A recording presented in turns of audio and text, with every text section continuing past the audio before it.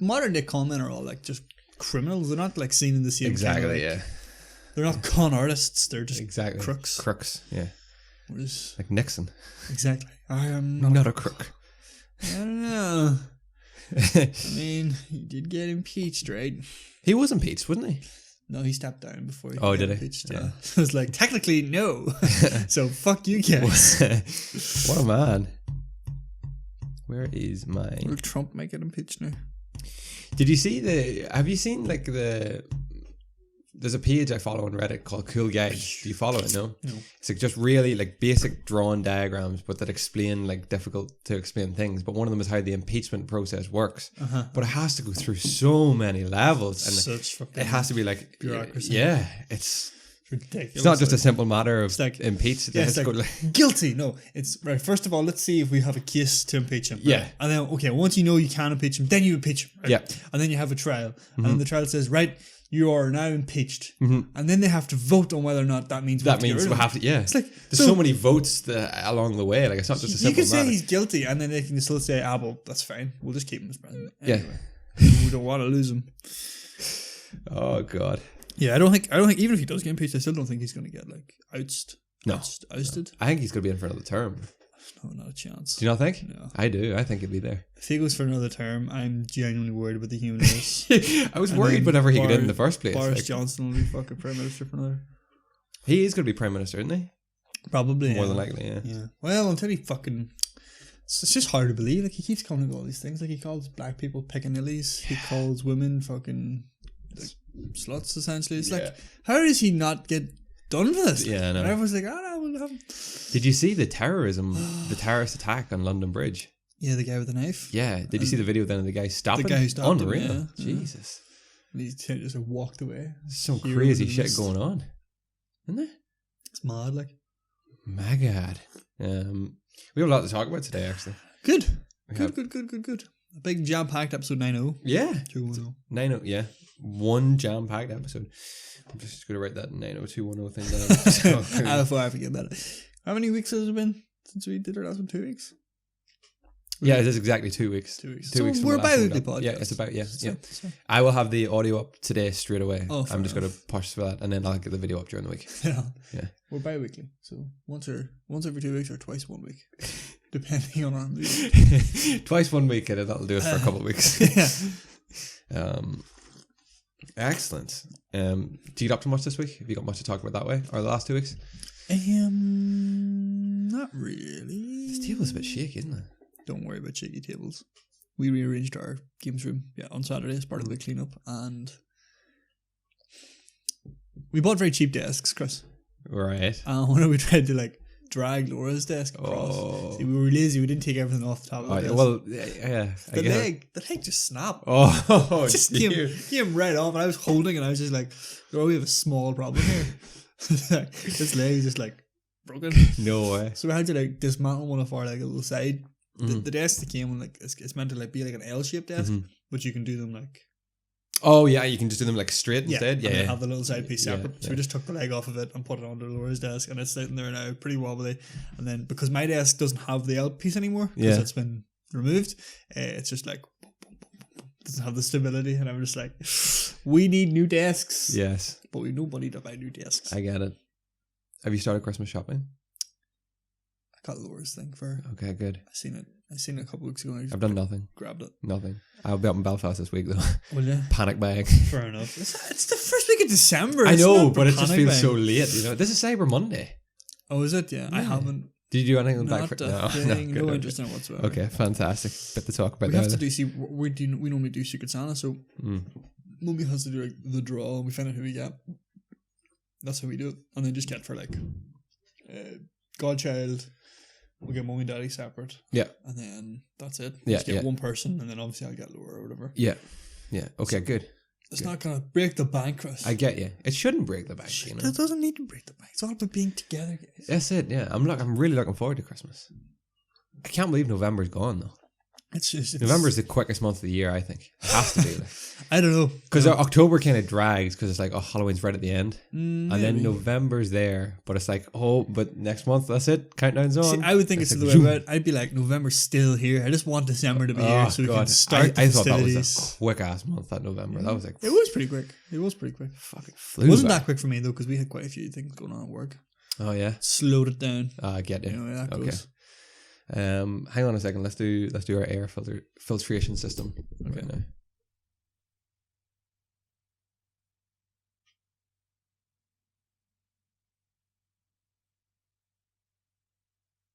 All right. That's good. Great. That's good. Yeah, it's good air. Have you been listening to this, Obvious? No. Oh, me either. I haven't. The last time I listened was about a month and a half ago. Wow. Yeah, it was a while ago. I keep seeing their new ones pop up and I'm like, oh, see, I don't anymore. It used to pop up on YouTube. Oh, yeah. I don't even see it on YouTube. I just see it like on Spotify. Just on Spotify. Yeah. See, that's probably I don't anymore. I've stopped listening to podcasts. In general? Yeah. I listened to the Strange Uncle's Season of the Witch that you recommended. Yes. It was brilliant because it was just so detailed. It's unbelievable. I know. They do some serious research, don't they? They're good guys. And then I started listening. We're recording right now? Yeah. Okay, cool. Yeah. And then we haven't actually jumped into the episode. No, yeah. That's fine. And then I listened. Should we jump into the episode? No. Yeah, we're good. Yeah. Okay. Just a bit of riffing first. Then I listened to some Tim Ferriss, the guy that wrote those books. Oh, very good. His podcast is very good, actually. And then I listened to a bit of Rich Roll's podcast, and that was it. Frank Abagnale has a podcast, or he takes part in the podcast. Yeah, The Art of the Scam. Does he tell you how to? No, I think he explains how it works so you can defend yourself from it. That kind of way. I'd prefer if he told me. Does he tell you yourself how to? I'd prefer if he told me how to. I need some dollar bills, Frank. Are you playing much as well? Yeah, I'm playing The Outer Worlds. Oh, okay. Yeah. I was good. Did you pick up Star Wars? No, actually. Apparently it's very good. Okay. Yeah. I haven't picked it up, but I've heard very good things. Yeah. I think I'll probably pick it up before the end of the year. Can I also mention, I love the handle on this mug. Feel that handle. See this here. Nice flat handle. Yeah, just a good hand size handle, you know? Yeah, it is a good flat handle, yeah. Feels it's not normal you see a flat handle like No. I just whenever I picked it up there, I thought that's a nice handle. You know what? It reminds me of like a German Stein. Yeah. Good grip on the handle. You don't want to spill that beer. No. You don't want to spill that. What is it? Tea? Green tea? Green tea, yeah. You don't want to spill that green tea. It would just be a waste, really. Yeah. I have my flask, my thermos of hot water, so I can top us up. Well, yeah, you can top up through the pot. Got a pot right here. Pop. And pop. Yeah. Oh, this tea bag's so nice here being here on a Monday morning. We rarely do Monday mornings. Almost never. I typically work Monday mornings. Yeah, likewise. I rarely have a Monday off. Monday's a busy day for us. You can take all the Mondays of December off, Chris? No. You should. I barely get time off in December. It's like a rule that you're not allowed to book time off in December. Yeah, retail, that's not really retail's realistic. Retail's a can't. Can't of a thing. Well, yeah, it's like that. With us, do you want me to throw that down here? Yes, please. I just don't want it to drip anywhere. Oh, it's dripping. Oh, gosh. Right down the corner. Right down there. Yeah. Yeah, even at work, we have to there always has to be somebody in, so you have to schedule it. It's not just tick when you want to take off. December sucks. It really you should be able to take the full week of December off if you want. The full week of December. The full week of Christmas off. We should just go down to a 4-hour work week. The other there was talks within within Home Bargains. This is such rumor mill shit. Yeah. Of them seniors, which I would be. So your manager, assistant manager, and your 2 supervisors would drop down to 4-hour work weeks. 4 hour? Or 4, Jesus, I'm too busy. I'm looking at that book. Oh, yes. 4-day work weeks. 4-day week. 3 days off, which would be... That would be tremendous. And would you still get the same pay? Or yeah. Still salaried pay. Yeah. No, that's what they should do. Because you would cover your 44 hours over 4 days, basically, which I could happily do. I am still piecemeal making my way through Matthew Walker's Why We Sleep. Oh, yeah. Fantastic. And just got to the bit where he's talking about how, if employers if prioritize sleep, they would actually make more money. Yeah. If you work less hours in the day and got more sleep, you'd make more money. Did you read about the company who did that? He explains about a company who did that, who offered their employees incentives for racking up sleep. Right. Where they got something like let's say $25 extra a week for racking up 8 hours of solid sleep Monday to Friday. Yeah. But it was capped at like $500. The most you get is $500. And after that they were entered into like draws for holidays and stuff. That's and insane. If you made your hours. And everybody was getting better sleep, so everybody was showing up to work. Productivity rose. Yeah, exactly. Perfect. The same thing, you see the same thing whenever you take away, you give a person an extra day of... like off? Yeah, an extra day on the weekends, we'll say. Yeah. They're sick less. Yeah. They have better work-life balance. Exactly. They're more productive when they are on work. I think we should solve the problem ourselves. Stop going in on Mondays. Just stop going in full stop. Yeah, true. Yeah. But it's like, I understand like it's going to take a long time to change because like it's been established, that's just the way it is. Oh, yeah, I know. And like and especially even where I am, like a lot of people are like, if you're not in, you're not working. Yeah. And if you're not, if you're not sitting at your desk, yeah, then you're not being productive. But half the thing you're sitting at your desk and you're just like, your head's just like, your head's racked anyway. I'm still sleeping. You've lost someone. Yeah. They don't. Yeah. And like they do too. It's it's a human. Everyone knows this. Everyone's like, yeah, I only work for about. There's only a handful of hours I work when I'm sitting at my desk. Do you think would it be better, right, to work maybe 6 days a week, but work like 4-hour days, or work less days, more hours? Yeah, I don't know. Do you know what I mean? I think you should just work like 4-hour bursts, 6 days a hours. week. Yeah, of course. No, I know what you mean. Do you know what I mean? A lot of people talk about switching from 5 days of 8-hour shifts to 4 days of 10. And you work the same hours. Yeah, but you have a spare day, and they say that's great. I think I'd prefer that over 6 days of like shorter shifts, 6 hours or something like that. Yeah, I think so too. You definitely need just a day where you don't have to work. You need a couple of days where you don't have to work, where it's not on your mind. Yeah. What if they included an extra? I'm sure we've talked about this before. What if they included an extra day of the week? They universally decided we're going to have one more day. Rest day, they call it. It falls like on a Friday, after Friday between Saturday. Rest day. Right. And you have Saturday, Sunday. So, okay. So basically... You still only work 5 days out of the 8? Yes. Yes. Yeah. So then everybody, it's universal. Nobody works on rest day. Okay, let me see here. So that would be an extra 52 days a year. That'd be right? Because there's 52 weeks in a year. Yeah, but would you do that, or would you just take away some weeks to make it? Oh shit! Math? Yeah, right now. I'm getting my calculator out here. Okay, we're gonna do some math. We're gonna solve the world's working problems right here. I'm not solving nothing because I took out my calculator by opening my clock. Fuck. That's what you need. We need hours. We need to know hours. So 365 divided by 8. Yeah, there'd be 45.6 weeks. So let's just say 46 weeks. Okay, 46 and weeks. The rest of the days are made up in. Let's say 45 weeks, and the rest of the days are made up in holidays. Holidays, right? Yeah. Okay. So you work 10 weeks less. Yes. Which means 10 times 4, 5? Then it's 50 days. 50 days. 50 days less. Which is essentially 50 days is... Which is essentially working 4 days a week. Right? Oh, yeah. Yeah. You'd work 50 days less if you added an extra day. Yeah. And you did the same... Yeah, you would work 50 days less, essentially. I'm so lost. It's like... So if we include an extra day, we work 50 days less? In a 365-day period, yeah. Yeah. Oh, yeah. Oh, yeah, because you're working 5 of the 8 days? Uh-huh. Okay. 3 days off a week. Yeah, okay. Yeah.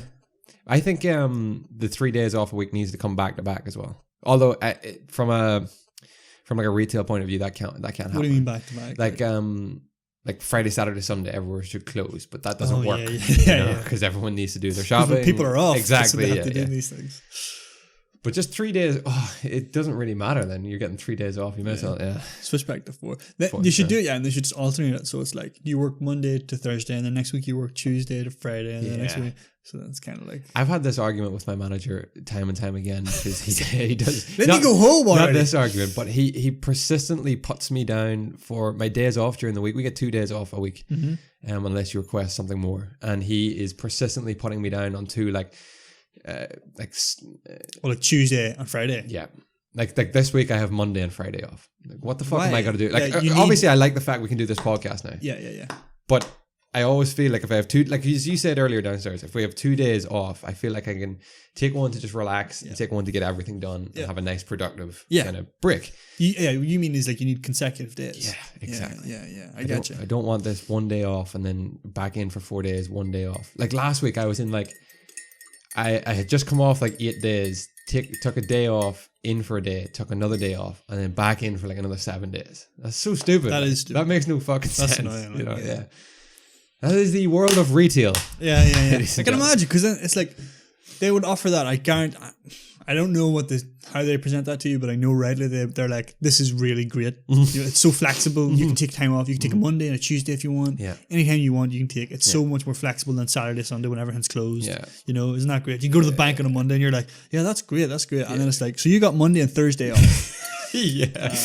So anytime I see that I swing a weekend off, a Saturday, Sunday, I will always book the following Monday, Tuesday off. Smart. That way it's into the next week. Yeah. But I at least have a 4-day run there. Yeah. You know? That's pretty awesome, actually. Now I have to make up for it afterwards, because then I know I'm in for like the full week, but it's worth it. It is worth the time, you know. Well, that's fair. There's ways and means around it, but yeah. You always got to look ahead to what you're booking off as well. This has been quite a riff to begin our podcast. This is fantastic. We kind of got. Although I might include this though. I think I'm going to include this. Now we'll just jump into the intro. That's good work. Well, just jump into. You can put that at the end. You can make that our. Oh, yeah, or like our personal podcast. Well, we're solving the world. Are you ready to jump in now? Yes. Yeah. Yes, Okay. Well, good. I'll just welcome us in then.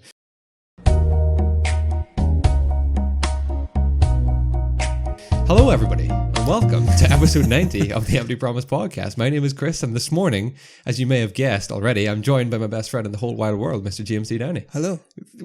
Wonderful. We just solved the world's working crisis. And you know what? I feel so loose. I feel like I feel loosened up after that discussion. You know, I slipped a pill in your green tea. I don't even feel. Oh, hello, darkness. I feel like I'm ready to go. No stage fright. No. Forget the camera's even there. You know. Oh crap! Now I'm aware of it. I know. It's back. Remember how whenever we first started, we were always very aware of the camera? Yeah. I thought about this the other day. Remember the tomfuckery we also had we used to use your DSLR to record. Every 20 minutes it would shut down, shut back on. The quality was great. It just was not worth the hassle. The editing was... We always had that like consider subscribing page pop up during the podcast. I thought we were being so clever. Yeah. We were clever. I mean, we worked around it, but like we were not considering the requirements at all. It was like people just want like to see us. They don't want this to be DSLR fucking super quality stuff, because it was so far back anyway. You didn't appreciate it. Right now we're using a Logitech HD 1080 webcam. And it looks fucking it's great. Perfect. Like, it's fantastic. We can do a lot like on the... Laura Peck has one of those for her streams now as well. Oh, does she? Yeah. And they're great. Like, yeah. I think that set me back like 40 quid, 50 quid maybe. Look at that. Spot on. There does no complaints. Yeah. Perfect for your Cyber Monday purchases, which today is. Yeah. Today is the 9th. Hang on. This is going to be so weird. This is going to be the first time ever, because you're going to get this up today. This is going to be up straight away. So we're talking about today, and people are going to be listening to today. This is so weird. This has never happened before. Wow. So we're talking now at like, what time is it? It's like 10, 11 a.m. Half 11. And this will be up now in a couple of hours for the good people all around the world to hear. Technology. It's unreal. Isn't it weird to think though that people? I have to say, thank you to everybody who listens to us all over the world. I checked out our analytics, and there's people listening all over. And thank you so much for being one of those people joining the community. No matter where you are, if this is your first time listening to the Empty Promise podcast, you are very much welcome to the small but growing and loving community. We're a grower. That's for sure. we're a less economically developed podcast. Yeah, but we're coming at you. We're coming at you thick and fast. This is the 9th of December. This is the 2nd of December. This is one of those interesting cases where we're not actually bringing it the same day. We're actually bringing it a week from now. Wait. How did the 90? Oh yeah. So we had we tried to run with we could call this episode the 90210 episode. Our thinking that if we broke up 90210, 90 being the episode 90th episode, 2 being the 2nd of December, 1 being our first episode in December. And zero hitches. It goes off without a flaw. Yeah. That'd be right. Flawless. No problems. Welcome to episode 90210, folks. That's going to be our new system. If you want to find the episodes, you have to use that. Remember, if you're listening to this podcast, you can find the video versions over at youtube.com/emptypromisepodcast. And likewise, if you're listening or if you're watching the video version, you can find us on any podcast hosting service, and you can take us with you on the go. I was actually shocked at how many services we are on. If you Google empty promise pocket, it's like how do we get on to all of these? I was going through What pages. idiot let us on here? Like. Yeah, exactly. But D, like I said, it is the 2nd of December, so I have some on this day. A few. 2nd of December 1993, Colombian drug lord Pablo Escobar is shot and killed in Medellin, Colombia. Oh no, I'm only like halfway through Narcos. Is this what happens? It's a different show. Let's move on. 2nd of December 1927. Do you want to know a tidbit about Pablo Escobar? Absolutely. It's not a tidbit about him, it's a tidbit about me. Yeah. But whenever me and Laura went to the zoo... Is that, you want to know a tidbit about Escobar? It's not actually Escobar, it's me. I just think this is a fun story. I tell everybody. No, we picked up like little...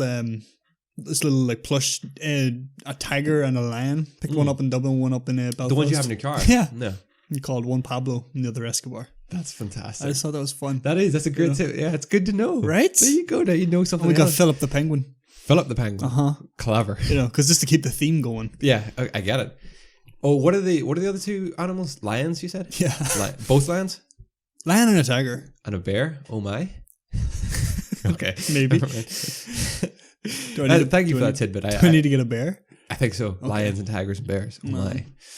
2nd of December 1927. Following 19 years of Ford Model T production, the Ford Motor Company unveils the Ford Model A as its new automobile. The Model A. The Model A. Oh, speaking of like automobiles, have you seen? I'm sure you have seen the Elon Musk's the Cybertruck. Have you seen it? It's fucking fantastic. I mean, yeah, it's something. It definitely is a striking design. Do you know what it reminds me of? And this will only register with those who have played the Master Chief Collection. Oh, right. Yeah. Old school. When you press the button to swap back to the old school, it looks like what, yeah. It's so. But I love the way that he just takes the piss out of himself. So like he doesn't take himself too seriously. Like I think they probably because they know this thing is going to be like it's like a first of its kind, so it's probably not going to be like the best. So they just decided to make it look weird and get like that novelty kind of. Yeah. What do you call that? Like the novelty. Media coverage. Yeah. You know, people are buying these things in numbers already. Yeah, exactly. People are already buying it. So I had one here. Yeah, 2nd December 1976. Sorry, Fidel Castro becomes the president of Cuba. But another one of Fidel Castro. In 61, then at a nationally broadcast speech, Cuban leader Castro declares that he is a Marxist, Leninist, and that Cuba is going to adopt communism. So big steps for Cuba there. Big stuff for Cuba, yeah. And then that's when the US decided that they don't like Cuba anymore. No. 2nd December 2001, Enron files for Chapter 11 bankruptcy. What is Enron? Not to be confused with Elron, the council from Lord of the Rings. They did not file for bankruptcy. You say Enron like a big American conglomerate, big firm or something? Yeah, I'm not sure actually. Well, they filed for bankruptcy in December 2001, probably after 9/11. Actually, now that I think about it. Yes, actually, probably. That could be totally wrong. I watched Vice. Dick Cheney, Christian Bale. How? Let's talk about that. How's that? Yeah, it's a good film. Yeah, it's really good. It's just sort of just exploring how like he looks really fucking weird in that movie. Yeah, he looks very like Dick Cheney. Does he? Yeah, he did a really good job. Okay. And what does it explore? Basically, just how he took the role of vice president, which like who was he vice president for? George Bush. Like 9/11. See, right, War of Iraq, all that. Okay. Basically, how he took that and used it to his full advantage and was like doing things that like a vice president should not have been doing. Like really, yeah, like he was like holding the security meetings, things like the president should only be doing. And why was Bush not doing it? Because Bush was an idiot. Like that's kind of like that's kind of the theme is that he saw Bush as kind of like I can work with this guy. Like I can because he is so fucking stupid. Basically, they kind of portray him as a bit of an idiot. Sam Rockwell does Bush, fucking brilliant as well. But Who's Sam Rockwell again? Remind me. Sam Rockwell he was in that 3 Billboards Outside thingy. Oh yes.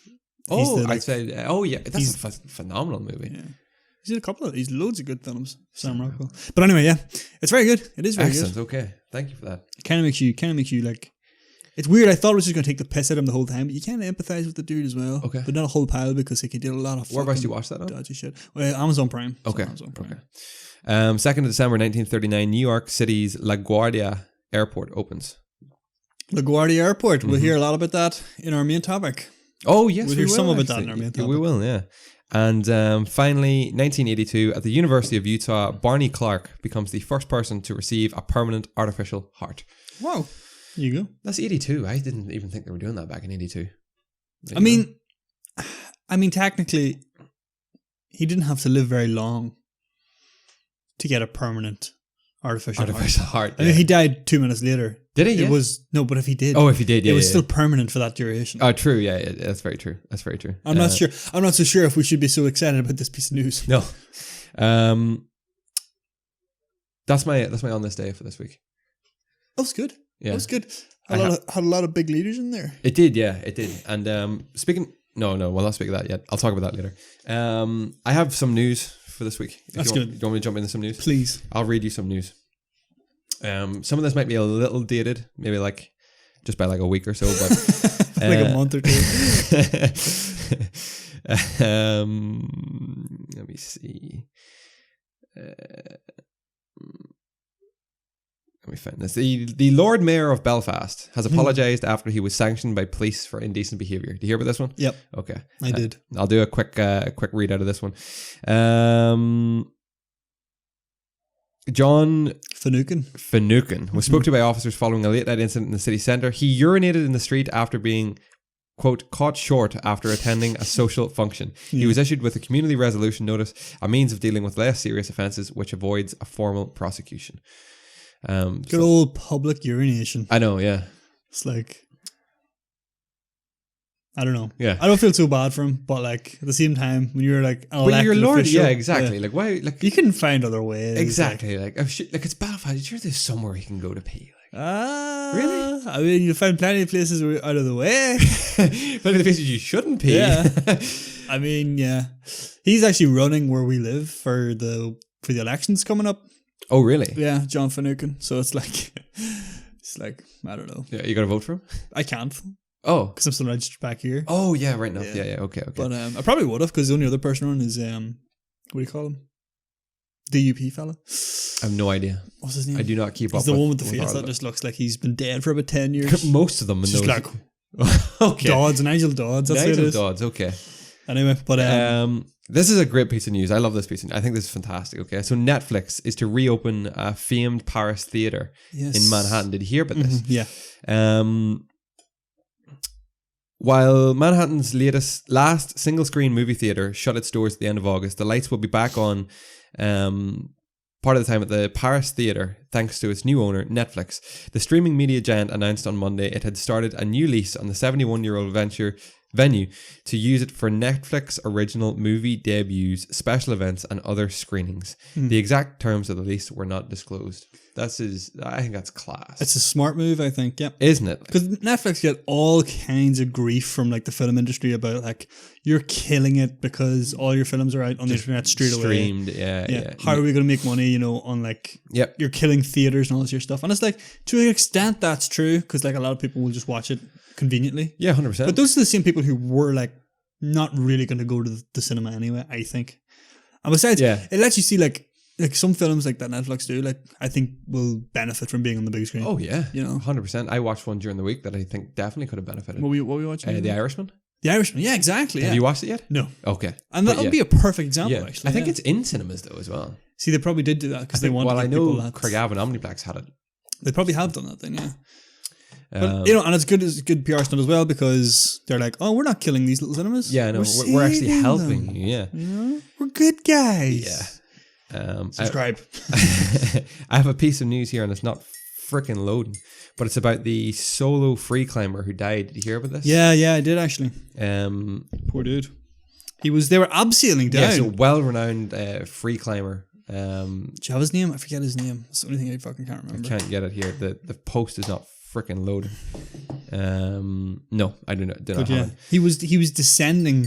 They were coming down after the climb. Yeah, this guy never uses ropes or harnesses or anything like that. They're abseiling down with ropes. And harnesses and freak accidents. That's where it happens. But the two of them fell though, didn't they? He was with a partner. Both fell. One of them fell into some shrubbery, kind of broke his fall, and then he says the last thing he saw was like just the shirt. All he could see was like a colour flying past him. That was his mate going. That's horrific. It's they know the risks. Yeah, exactly. They do know the risks. But they're saying a lot of people on Reddit then were comment about this, and they're like, it's kind of like that old tidbit. You know, the most dangerous part of a drive is like the last 10 minutes from home. Yeah, it's like when you think you're home and you think you're fine. That's probably when you're the most kind of lax about things, and that's when you're more likely to make mistakes. And it's 100%. The same with that. It's like you made the climb, you made it to the top. You're trying to get down quickly. Maybe you're trying to get down before dark or something like that, or you want to make the train home or something stupid like that. Yeah, when you're not thinking, lapse of judgment. Exactly. That's it. And these things happen. Like, it's fucking, it's sad. But I guess he did die. I just have an ad that's just... What's going on, Chris? I just have an ad that what you got over there? Shut up. But I'd like to share that with the class. It's actually the Muppets. I don't know what the ad is, but I don't like the Muppets anyway. Do you know? No, I think they freak me out. I actually don't like the Muppets. I'm sorry.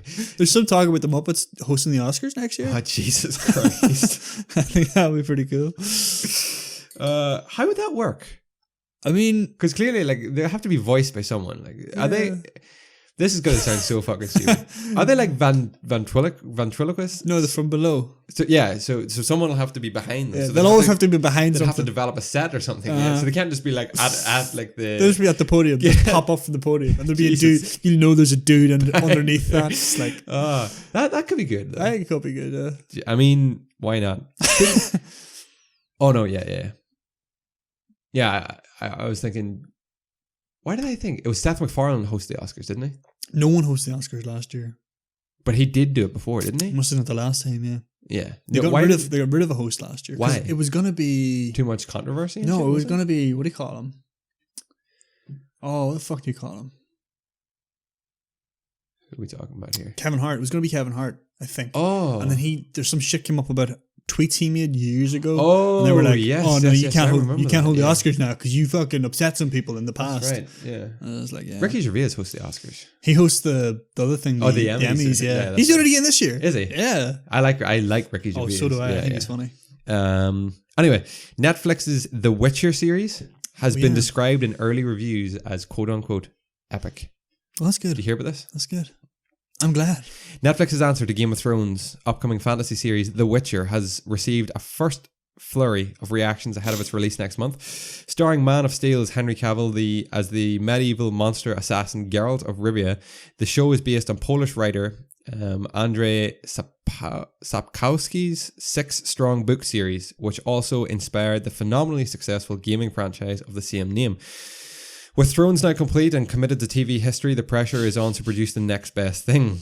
While the official review embargo for The Witcher's debut season is active until its day of release, critics have been allowed to share some insights on social media, and thanks to Reddit, sneak peek, blah, blah, blah, blah, blah, blah, blah, blah.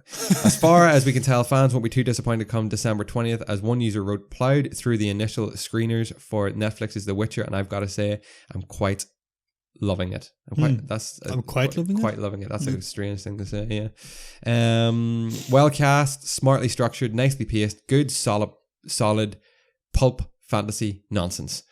The look of the show is solid. Sets, costumes, and effects are great. Nothing to worry about in that end. The fight choreography is insane. That's going to be good. Yeah, that's going to be good. First fight Geralt gets into is beautifully savage. The blend of swordplay and Geralt's signs is perfection. I've watched this fight scene 4 times already. You're in for a real treat. Well, that's good. So there's some reviews. This has to be Netflix's answer to Game of Thrones. It has to be. Like, if it's not good, then I don't know. I really liked the trailer that came out there, but I still wasn't blown away because I wanted to see more monsters. Now I'm hoping that they're keeping the monsters. Yeah, that's what I'm hoping for. I think we talked about that. I'm suspicious that they're not. There's just going to be 1 or 2, and then they're going to focus the plot on kind of. I hope not other stuff. Yeah. Well, I'm assuming they've season 1, and I think they've already got the green light for season 2.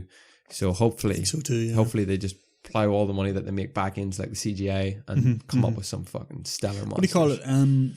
All this is happening as well alongside Amazon. I think they renewed, or they have given the green light for season 2 of their Lord of the Rings. That's right. Yeah, series. They have indeed. Yeah. So I think it's pretty much a race to who can get this out first. I forgot that was an. When's that coming? Don't know. I think it's next year sometime. Okay, yeah, that's fine. Because the thing about this is out the same day as The Witcher launches the same day as Star Wars. Oh, does it? Cinemas. Yeah. That's a big day. Yeah, big day all around. Are you watching The Mandalorian? No. I'm hearing great things. Oh yeah. Yeah. All I've heard about it is Baby Yoda. Baby Yoda memes. That's all I've heard. Okay, yeah, so that's all I need to know. Really. Let's be real. But I'm hearing great things about that's it. good. Yeah, so. That's good. But yeah, the thing about Middle Earth series coming, it's on Amazon. Mm-hmm. It's no good to me. You don't have Amazon Prime? No, I don't have Amazon Prime. No. Well, that sucks. I know, Chris. it really sucks. Yeah. One last bit of news. We'll keep it semi-local. A taxi leaves Northern Ireland to pick up a regular 1,714 miles away in Benidorm. What about that? Well, okay. Phil Hamilton has set off for Spain after learning that Jim Moore, 58 years old, has suffered a serious head injury while on holiday from Newton Abbey, County Antrim. Fuck. A taxi driver from Northern Ireland set off on a 1,700-mile journey to pick up a regular customer who was injured in Benidorm. Jim, 58, was declared missing for 72 hours after going to a punter's club break. Friends set up a search party and social media campaign to try to track him down, as Jim was eventually found in a hospital being treated for a serious head injury following a fall. Now, Phil from 365 taxis out of Newton Abbey, County Antrim, has agreed to turn off his meter in order to go and get Jim back to Northern Ireland. That's mad. A number of friends and the taxi firm have clubbed together to cover the cost of the journey, which is expected to take days. Driver and manager Phil says it's just the right thing to do. Fair dues. He's not been advised to fly, so they're naturally driving. Yeah, they're driving across. That's pretty great. What a great road trip that Fair would be. play. I know, obviously, you've got like a big head after the injury. This guy's got like a head injury, so what? No, nothing. I was just saying, like, I was thinking like that would be a great road trip. But then I'm thinking like this guy's probably like pretty bandaged up, pretty banged up if he suffered a fatal head injury. He's not going to be loving it. It might life. not be great. He's just like, get me the fuck home. Exactly. So, but that was all my news this week. Another thing I want to touch on is, have you seen the PS5? The dev kits? The big V? Yeah. The killer V. Yeah. The flying V. People are losing their shit about it. The Mighty Ducks. The Mighty Ducks, yeah. Go Ducks. Yeah. I'm not too concerned. I mean, the first thing I seen was someone responded saying, okay, well, this is a picture of the PS4 dev kit, and it's just a fucking... That's exactly what I think. It looks like the original Xbox times about 10. Yeah, you know? yeah. This is what's going to I wonder how they're going to neaten it. I like it. I like how it looks. I mean, I think it's cool. Different, yeah. The V. I mean, it's obviously too chunky to be released, but like, it would be kind of cool if they put the V in it. The V makes sense, though, I think, doesn't it? Because isn't it to do with like their cooling system or something? No idea. Like fans are blowing air. I doubt it. You know, I think... I'd say they've just done that because it's cool. It kind of reminds you of like a V8 in a car or something like that. Oh, you know, maybe, yeah. It's V because it's 5 though, isn't it? PS5 V. That'd be right. That would be right. Yeah. See, they're probably doing stuff like that because, like, I mean, if there was a legitimate reason for doing that, I mean, like the high end PCs that are coming out would have done it. Oh yeah, true, already. True, you know. True, yeah. So yeah, I never thought about that actually. Maybe it is legit. I'd say it's more of a kind of like a just sort of it looks cool. V5. I'd say that's what it is. I like it. You know. That does it for news this week.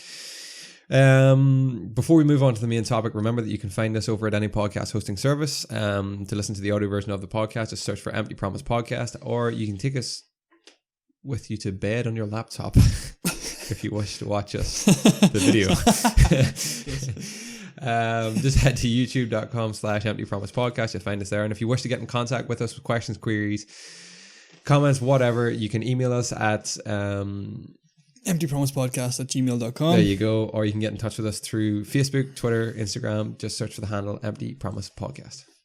Also website, emptypromisepodcast.com. That's right. I couldn't get onto it last week. I think I asked you what the thing was. I fixed it. Don't worry. You fixed it. It's fine. Yeah. Empty Promise Podcast. It's no big deal. Yeah. You don't need to calm down. It's Here's working. something that I'm going to do, actually. I better mention this now. Coming with this week's podcast, I'm going to put 2 links in for my videos of the week. These are fun videos that I have watched during the week or have been recommended videos by others. I'm going to put them in.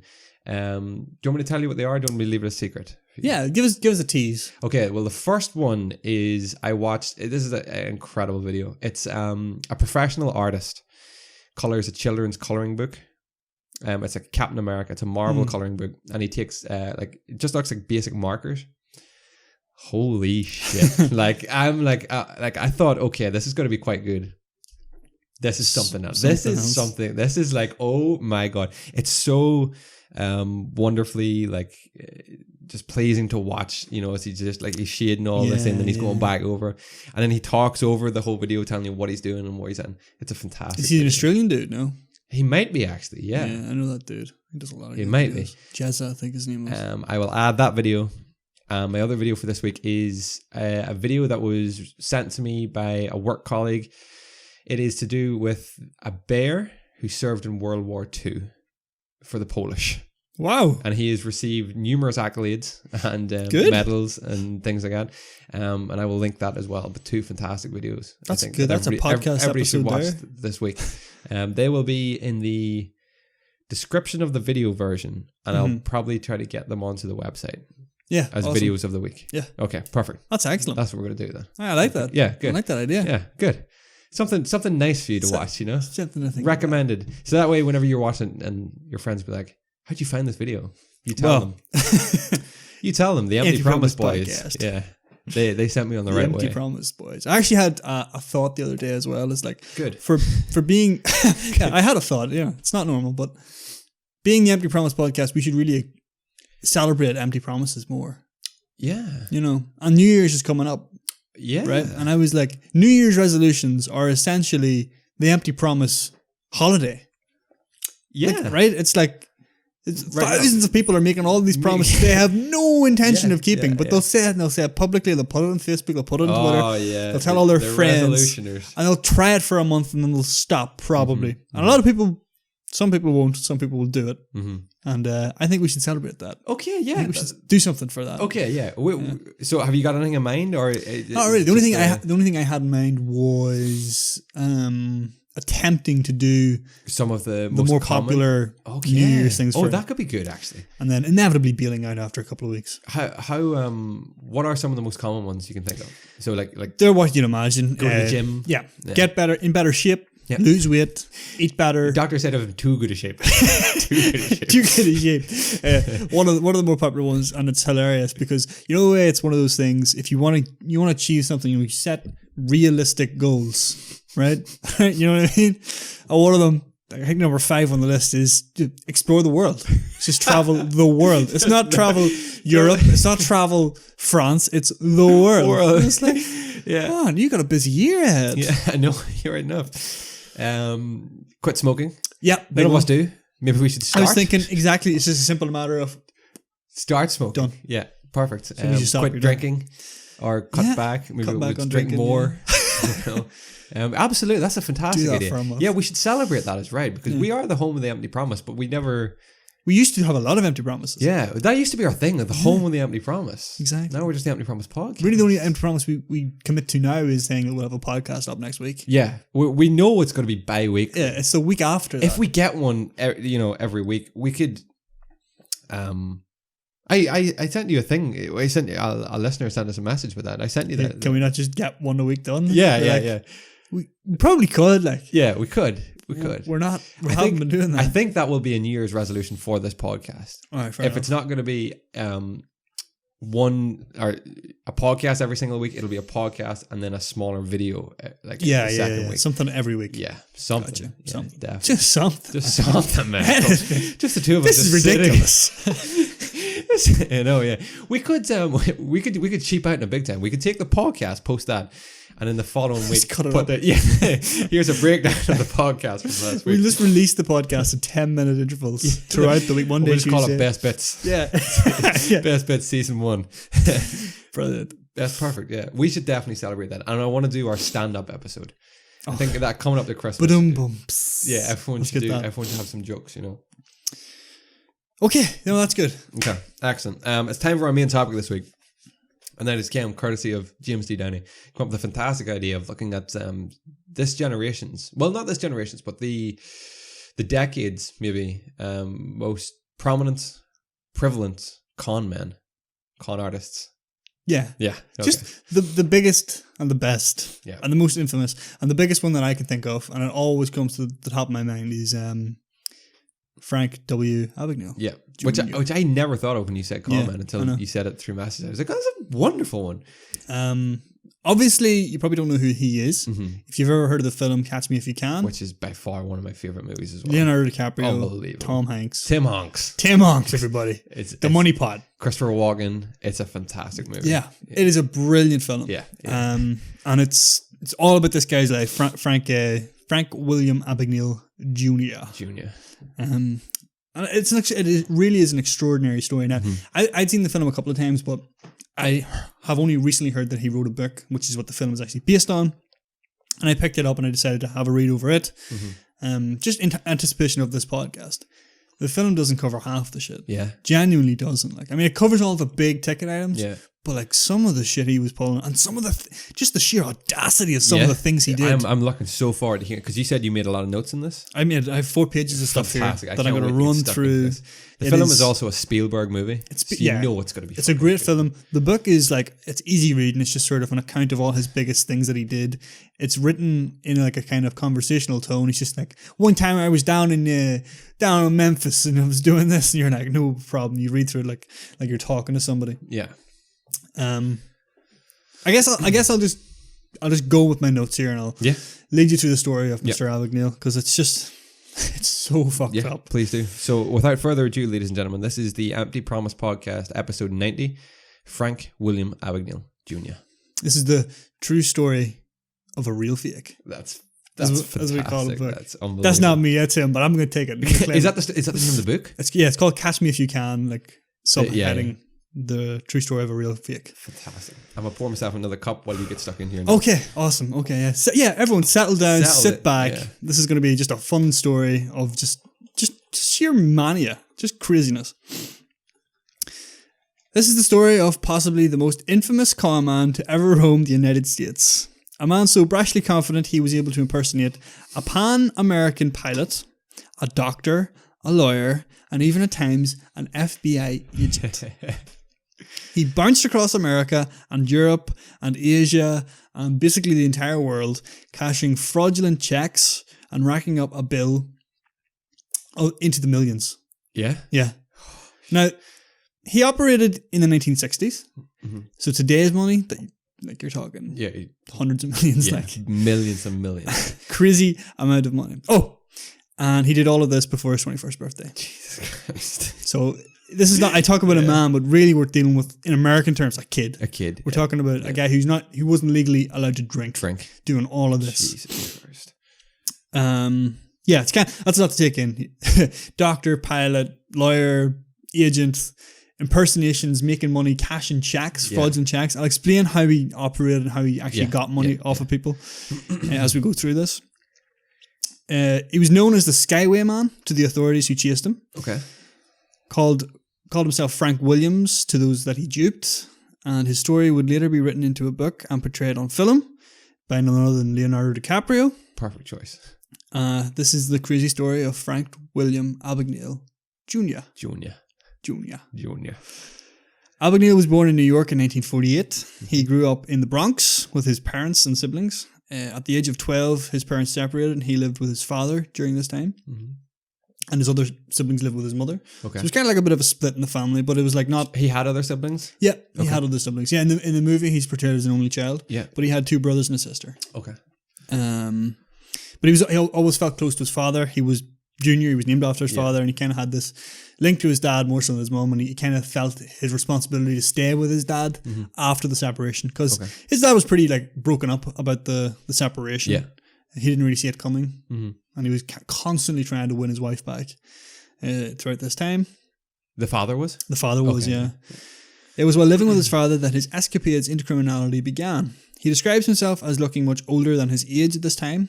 By age 15, he was already 6 foot tall and looked more like a 25-year-old than a 15-year-old. Mm-hmm. He would use his appearance as an older man to benefit him many, many times. The first con he ever pulled off was against his own dad. Right. Yeah. He mentioned in his book that he mentions in his book and has stated a few times in interviews that being the child of a separated parent was partially a driving factor to some of his actions. Mm-hmm. He might have been acting out for attention, stuff like that, trying to get his parents sort of linked together again. But he says there was 2 other main driving factors between everything he did: success and women. Nice. He claims after his first real experience with a woman, he was hooked. Okay. like properly hooked, like an addict Okay. who needed more. Okay. So he was spending Right. all his money, every penny that he got on like just like taking women out on dates, spending it left, right, and center, Nice. just constantly chancing women. That was Okay. just like, he was a pure womanizer. He's 15 years old, Jesus. right? He was only 15, but he was picking up women every chance he got. Of course, this was expensive, and although his father was quite successful financially, he was blowing through all of his cash. So from this desire for cash that he pulls his first swindle. Okay. Using his father's mobile oil card. Yeah. So mobile are like There's an old, gasoline providers.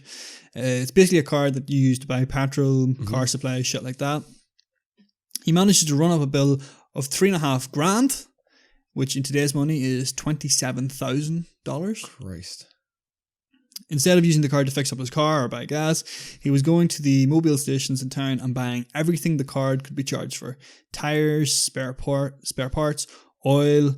Then he sold all the items right back to the clerk at a slightly reduced rate. So he'd buy a brand new set of tires for $100 and he'd sell them back to the clerk for $80. Okay. So the clerk gave him $80 cash and the card was charged for $100. Okay. So he was at a loss still. He was at a loss, but he now had $80 cash, cash. where his dad was charged $100 on the card. Okay. So basically he went around every mobile station in town and he pulled the exact same thing until he had all this All money. this cash. Yeah, and he blew right through it. He spent it all. Are you serious? Yeah. Wow. Eventually that obviously caught up with him. His father was billed for all this money and confronted him.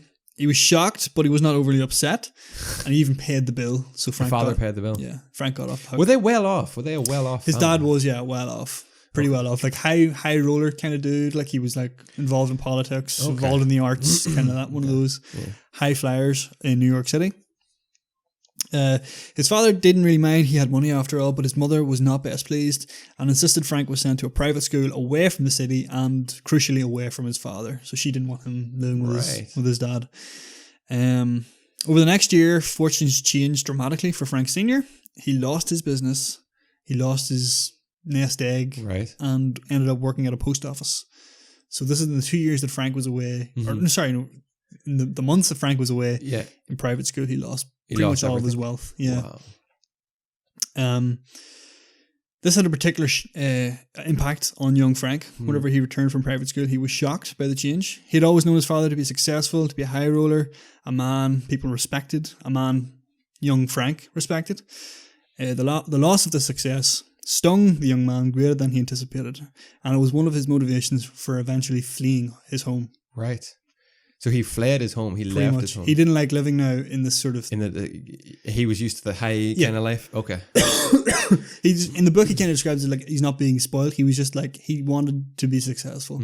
And he like realized that he couldn't do that from living with his dad. Yeah. So he left home and went to Manhattan, where he wanted to be a success at something. Didn't know what, but he just sort of took off. Yeah. So he's kind of like a brash kid. So kind of like, I'm leaving home, whatever, no big deal. It was in Manhattan that the young Frank became a prolific fraudster. Specifically, he cashed bad checks, lots of them. Okay. So essentially, it started off with him just opening a bank account, putting his savings in, and then took out money with checks, whatever he needed. Okay. And then he realized that... How did he take this money out, though? You know what I mean? Like, so he opened a bank account. Did he have to have money in the account? Yeah, he actually deposited his money legitimately. And like that, it seemed like a legitimate account. And then when he started taking money out via check, that was fine. It was just coming out of his account. But he started cashing checks that he knew he didn't have money to cover. And he continued to do this rather than sort of like, okay, I have to stop. So putting himself into like debt overdraft. Pretty much, yeah. Because of the way checks work, and this is the 60s in the US, so it's like technology obviously wasn't involved. It was like the clerk. The person who takes your check to cash it, they'll take it, they'll cash it, and then they'll send the check to the bank and then have the money sent to them. Yeah. They kind of have like a limit to how much they can cash, because obviously if you're looking to take 1,000 out in cash and they don't know how much is in your bank account, they're not going to give you that. Yeah. So they give you about $50 or $100. And this is basically what he was doing. He was just going around to different places all over the city, taking out 50, 100 at a time, knowing that the money wasn't in his bank. Yeah. Check gets sent to his bank, eventually comes back, no, that's no good, insufficient funds. So how long did it take then for his bank to realize, hang on, not long. This guy's continuously cashing checks and no, not long. And that's why he went to all different banks basically, because different banks, if he kept going to the different same one, they'd be like, exactly, they'd catch on. Yeah, okay, exactly. Yeah. You know, and he'd be gone by the time, you know, he'd already had the money and be left. Yeah. He would do this at like shops, anywhere that could cash a check. He would do this.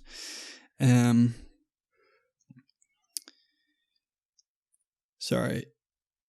He would always use small amounts so the cashiers wouldn't check his bank for validation, because they could call up the bank if they were like concerned. Yeah. You know, they could go, can you check this account XYZ? Is there money in it to cover this? And then they'd be like, sure. Normally with a small amount, they wouldn't do that. Yeah. That's sort of how he operated.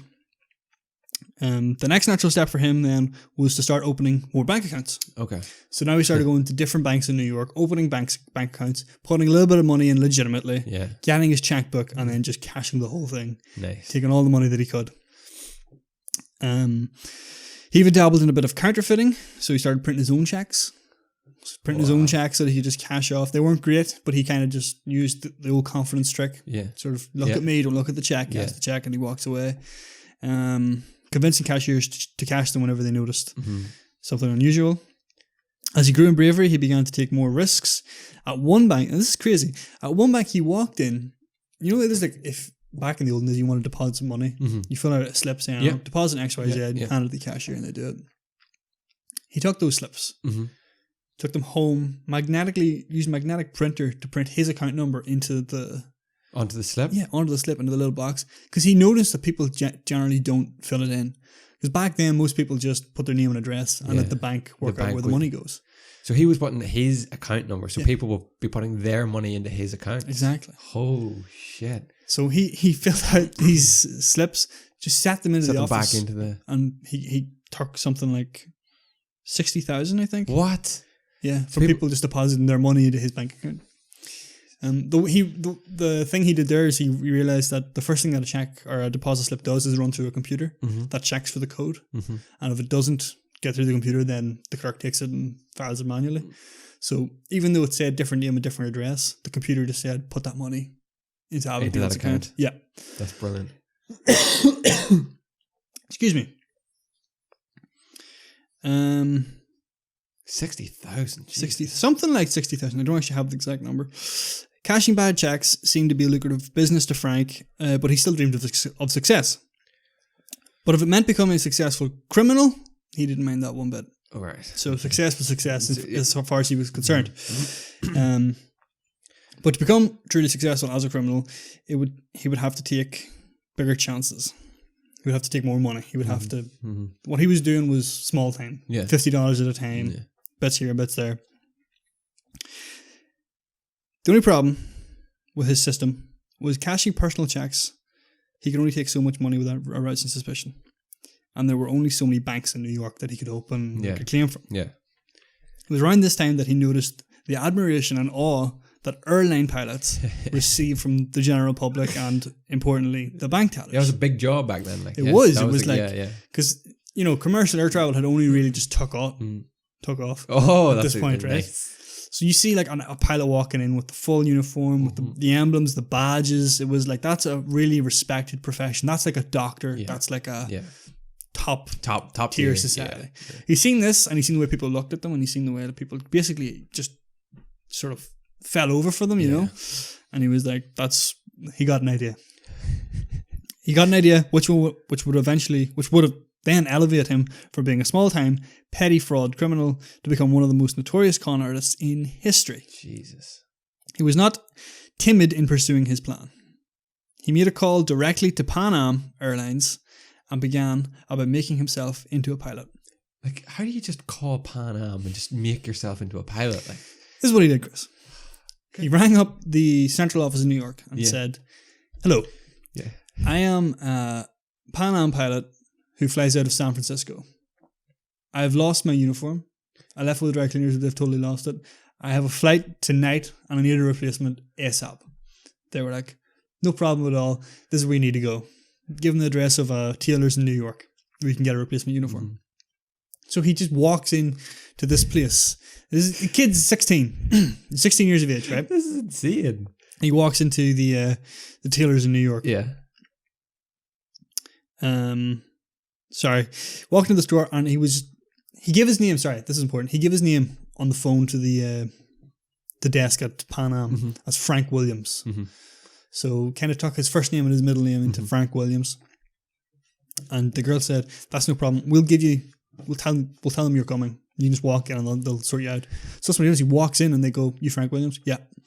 Come with us." No way. Take him to this big warehouse. They got all the different uniforms for all the different airlines. This is Pan Am. Perfect. I'll size you up for this. Don't have time to tailor you perfectly, but that should get you away for now. He's like, "That's perfect." He goes, "That's great. Can I pay with check?" Thinks he'll swindle these guys out of as well. The guy's like, no, checks are no good here. We're just going to bill this to Pan Am directly. So he walks out of the place with a full uniform. A free full uniform. On Pan Am's dime. Jesus He walks out, it's insane, with a free uniform. But he realizes he doesn't have the badges. He doesn't have the wings. Yes. He doesn't have all the frills and stuff, which is kind of the most important part. Yeah. He asked the dude at the tailors, where do I get these or why don't I have them? He's like, guy kind of looks at him funny, you should kind of know. You should know this. He's like, "Oh, well, no, in San Francisco, it comes as a package deal. You get everything together." He's like, "All right. Well, to get them, you have to go down to head office." So that's what he does. He goes to their head office. He walks into the head office. He walks into Pan Am HQ in New York. Walks up to the gate. There's a security guard. In his uniform, I wonder? In his uniform. There's a security guard stood there checking ID badges. He doesn't have an ID badge. Yeah. So he kind of just watches for a while. He noticed that the pilots walk in, more or less without any... No checking ID, just exactly. A quick nod of the head, So... Yeah, I mean, who in the right mind is going to try to impersonate a pilot? A pilot, right? Yeah. So he marched into Pan Am's HQ to get these badges. Literally just walks in the front door, giving a polite nod to the security guard as he goes by. You serious? Yeah. That's it? Just the standard, the nod. Why would a security guard ask a pilot for ID after all? Yeah. That's insane. He spent some time, an hour or two in the HQ just walking around, he listened in on conversations, picked up the slang, the parlance, the lingo, what he needs to know to sort of be a pilot. Walks down to sort of follows the signs to find his way to the merchandise and stuff. Picks up the badges, obviously. He also picks up a bunch of stationery with the Pan Am logo on top, and other things, a couple of stickers. Okay. Just different things with Pan Am. On it that he can use later. Wow. And the dude's 16. He's 16 at the time, but he looks much older. I mean, a 16-year-old walking in, he's fully formed, he's got broad shoulders, tall dude. He looks like a man, It's ballsy for a 16-year-old. It's just insane for a 16-year-old, just to walk in there. This sort of setup that he had going worked for a while. So he looked like a pilot. Yeah. He acted like a pilot. Yeah. And that let him get away with a lot of stuff. Okay. He could walk in with bigger checks. He could cash them. No questions asked. That's fine. I've got to check my latest bill here. My latest paycheck here. This is because he's wearing the uniform, and bank tellers and stuff would just see him as the top tier. Wouldn't even think about checking his account as such. Yeah. Exactly. Yeah. It's how easy it was in a sense. You wore the uniform. He walks in. This is the way he describes it. Look, he's like, he walks in. He makes polite chat. If it's a female teller, he chats them up. Hands over the check, and as soon as they have the check in their hand, he just makes them look at him. So get the amount, and then just look at me, look at the badge, look at the cap, look at me, talk to me, do the rest of the thing without thinking. And then that's how the con works. The confidence he alludes is just you just can't ignore him. You can't refuse him. It's just insane. But this worked for a while. He was fine. He can cash his checks without really any suspicion, but he wanted more. He had greater plans. Okay. One day he called up Pan Am again. This time he pretended he was a high school student looking to write a report. Okay. Makes sense. He was 16. So he asked, can he talk to a pilot? So they kind of fuddle about, and they put him through to a pilot who's just sort of sitting in the lounge waiting about. He says this pilot told him so much information that it was just insane. So he learned everything he needed to know about what's the procedure of becoming a pilot. It's you need so many years experience. And he was like, right, so I'm going to make myself 28. 28, I went to this school for so mthe years, and then I trained I was a trainee pilot for so many years, and now I'm a co-pilot. He's like, that makes sense. He asked him sort of what's the stuff about pay? How do you get paid? What do your checks look like? Stuff like that. And he was talking to the pilot. The pilot told him about this process called deadheading. Oh, yeah. You remember this from the Are film? you my deadhead? Yeah. Yes, of course. Yeah. So deadheading was basically this way that pilots could get about the country for free. Yeah. So if you were like a pilot based out of New York and they needed you down in San Francisco or I don't know, somewhere else for a flight, international flight, you could hop onto the plane of basically any plane in the airport. Go in there. Yeah. And sit in like one of the spare seats in the cockpit. Yeah. And they would take you over. That's insane. That's for free. insane. But this is the thing, Chris. He asked, what's the procedure for that? And the pilot explained, happily enough, you need to show your ID card, your Pan Am ID card, which Abagnale didn't have. Yeah.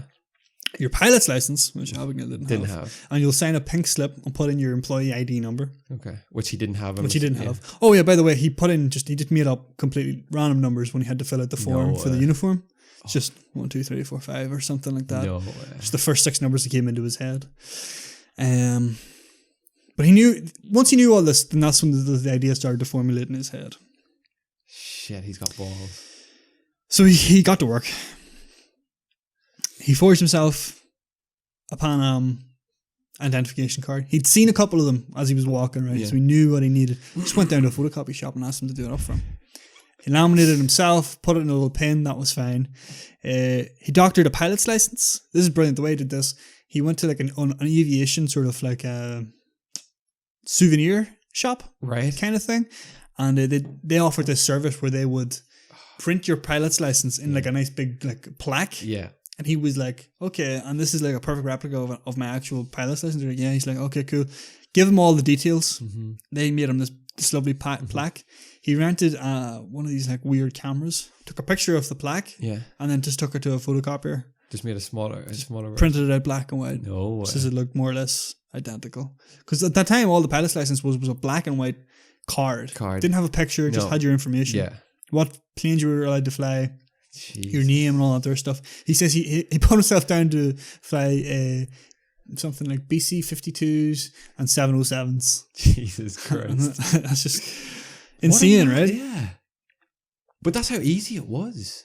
Yeah. Yeah. Like, I mean, that's all you needed. So you just, if you knew that information, you could do it. There's nothing stopping you. After a while, he builds up his confidence. Okay. He's ready to attempt his first deadhead. That's insane. He's going to try and fly free on an aircraft. Yeah. But not Pan Am. So he kind of decided early on, I won't fly on Pan Am, because if he masquerades as a Pan Am pilot on a Pan Am flight, he figured he'd get caught. Yeah. They'd ask him. If we're going to somewhere else. Yeah. Oh yeah. So he decided to fly on just other airlines to destinations that, well, actually, the Pan Am will be flying out of them. I'll explain this to you now. So he was ready to have his first deadhead. A risky maneuver. He would have to effectively impersonate a pilot for the duration of a flight, but he figured the reward was worth the risk. Through this mechanism, being able to deadhead across the country, he could fly basically anywhere in the United States, cash in his checks at one city, all his fraudulent checks, and then he'd stay for a week, cash as much as he could, and then fly somewhere else, completely different part of the country. By the time they worked out that all these checks were coming from this fucking phony air pilot in, say, Dallas, then he'd be in Seattle, and he'd repeat the process, and he'd just hop about the country, doing it all over the place. This is what his dream was. This is what he foreseen if he could do this deadheading.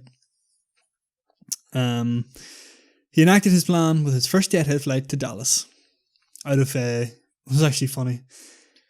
He walked into LaGuardia Airport. We talked about LaGuardia earlier.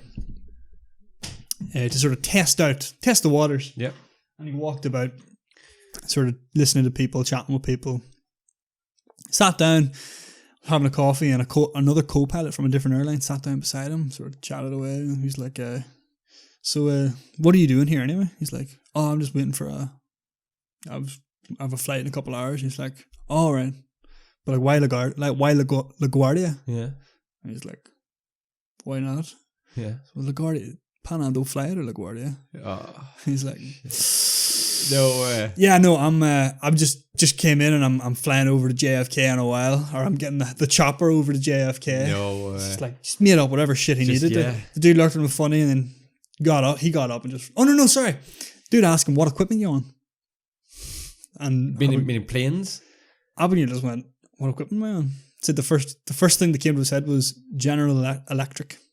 No, he said General Electric. General Electric.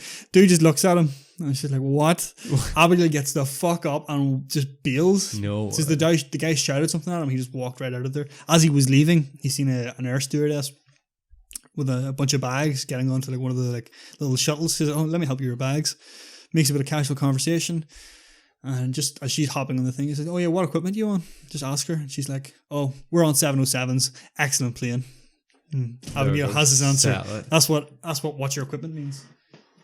This is insane. He bluffed his way through. He just bluffs his way through everything. Like anytime he gets confronted with something he doesn't know, he finds a way to make it work. Bluffs it and finds out what that means. Fake it till you make it type thing. Exactly, fake it till you make it. So now he knows what it means to be on your equipment. But sorry, yeah. He's attempting his first deadhead. He's on a plane out of JFK. He made the right decision this time. Flying into Dallas. Okay. Sits up with the pilots at the front, and thankfully he kind of knew from the pilot he spoke to that there's not much conversation. Mm-hmm. You know, they're kind of they have to fly a plane at the end of the day, and they offer kind of out of courtesy, you know, would you like to listen into the communications? Yeah. You just politely declines. That's fine. Make a bit of casual conversation. Ask him, you know, where'd you go to school? Blah blah blah. Gives his phony answers. Everything's going absolutely fine. He's actually getting a little bit confident, you know, sitting there. And then they ask him, so what are you flying to Dallas for anyway? And he was like, what? It's like, well, Pan Am don't fly to Dallas. What are you heading to Dallas for? And he's like, just sort of sits there absently. And they were like, is it a charter? And he's like, yep. No. Flying a charter plane. So he basically, he lets them answer his, what am I? Just sit, you know, just plays so much it by confidence, ear. yeah. It's like he could have been caught right there and then. But he didn't. Got away with it. Like a lot of this seems to be luck. I always thought it was luck, but then when you hear him talking about it, it's like he'll say like, I knew in that moment that I couldn't look frightened or scared or shocked. I just have to sit there and sort of just like play it off as if no big deal. Like, what are you talking about? Why am I flying to Dallas? Yeah. It was always just the confidence. It was always just making them believe that he has a you're right asking, to be. You're asking a stupid question. You know, that type of stuff. Yeah. Aside from that, his first flight was perfect. Went off without a hitch? Without a hitch. Got on the plane, got off the plane, stayed for free in a Dallas hotel because Pan Am, you know, they're all the flight service, all the airport crew can stay here for free. We'll bill it back to Pan Am. Cashed a check on his way out. So after this, his confidence began to grow, obviously, and he started to just basically head out everywhere and anywhere. So it was all across the country in the United States, dropped into London, dropped into Paris, all across Europe, was in Tokyo, was in Asia in different places, everywhere across the world. And cashing his checks and spending every penny that he could get on food, clothes, women, whatever. Just living the high life, high rolling, pilot, loving life. Just absolutely insane. What a life. Pretending to be a pilot, 16 years old. It's absolutely nuts. Like. It's fucking crazy. Like, there were a couple of close calls, of course, and he was extremely lucky some of the time, but sly as a fox all of the time. In one instance, he cashed a check with his real name. This is insane. He cashed a check, right? A phony check, a Pan Am check that he had doctored himself. So, you know, the stickers that he stole out of Pan Am's headquarters. He was basically just attaching those to standard checks. And making them out to be an official Pan Am check. But he was kind of concerned that he didn't know what a Pan Am check looked like. So he put a little in the corner. It was an expenses check.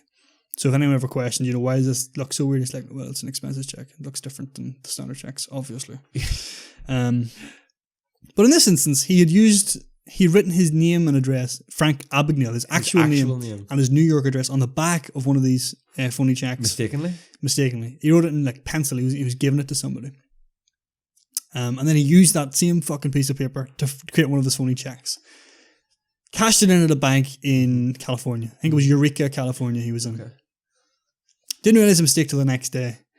And was kind of shitting the bed. Because now they could link this phony pilot flying around the world to Frank Abignale in New York, which he didn't want. Yeah, of course. So what does he do? He decides he needs to get this check back. How?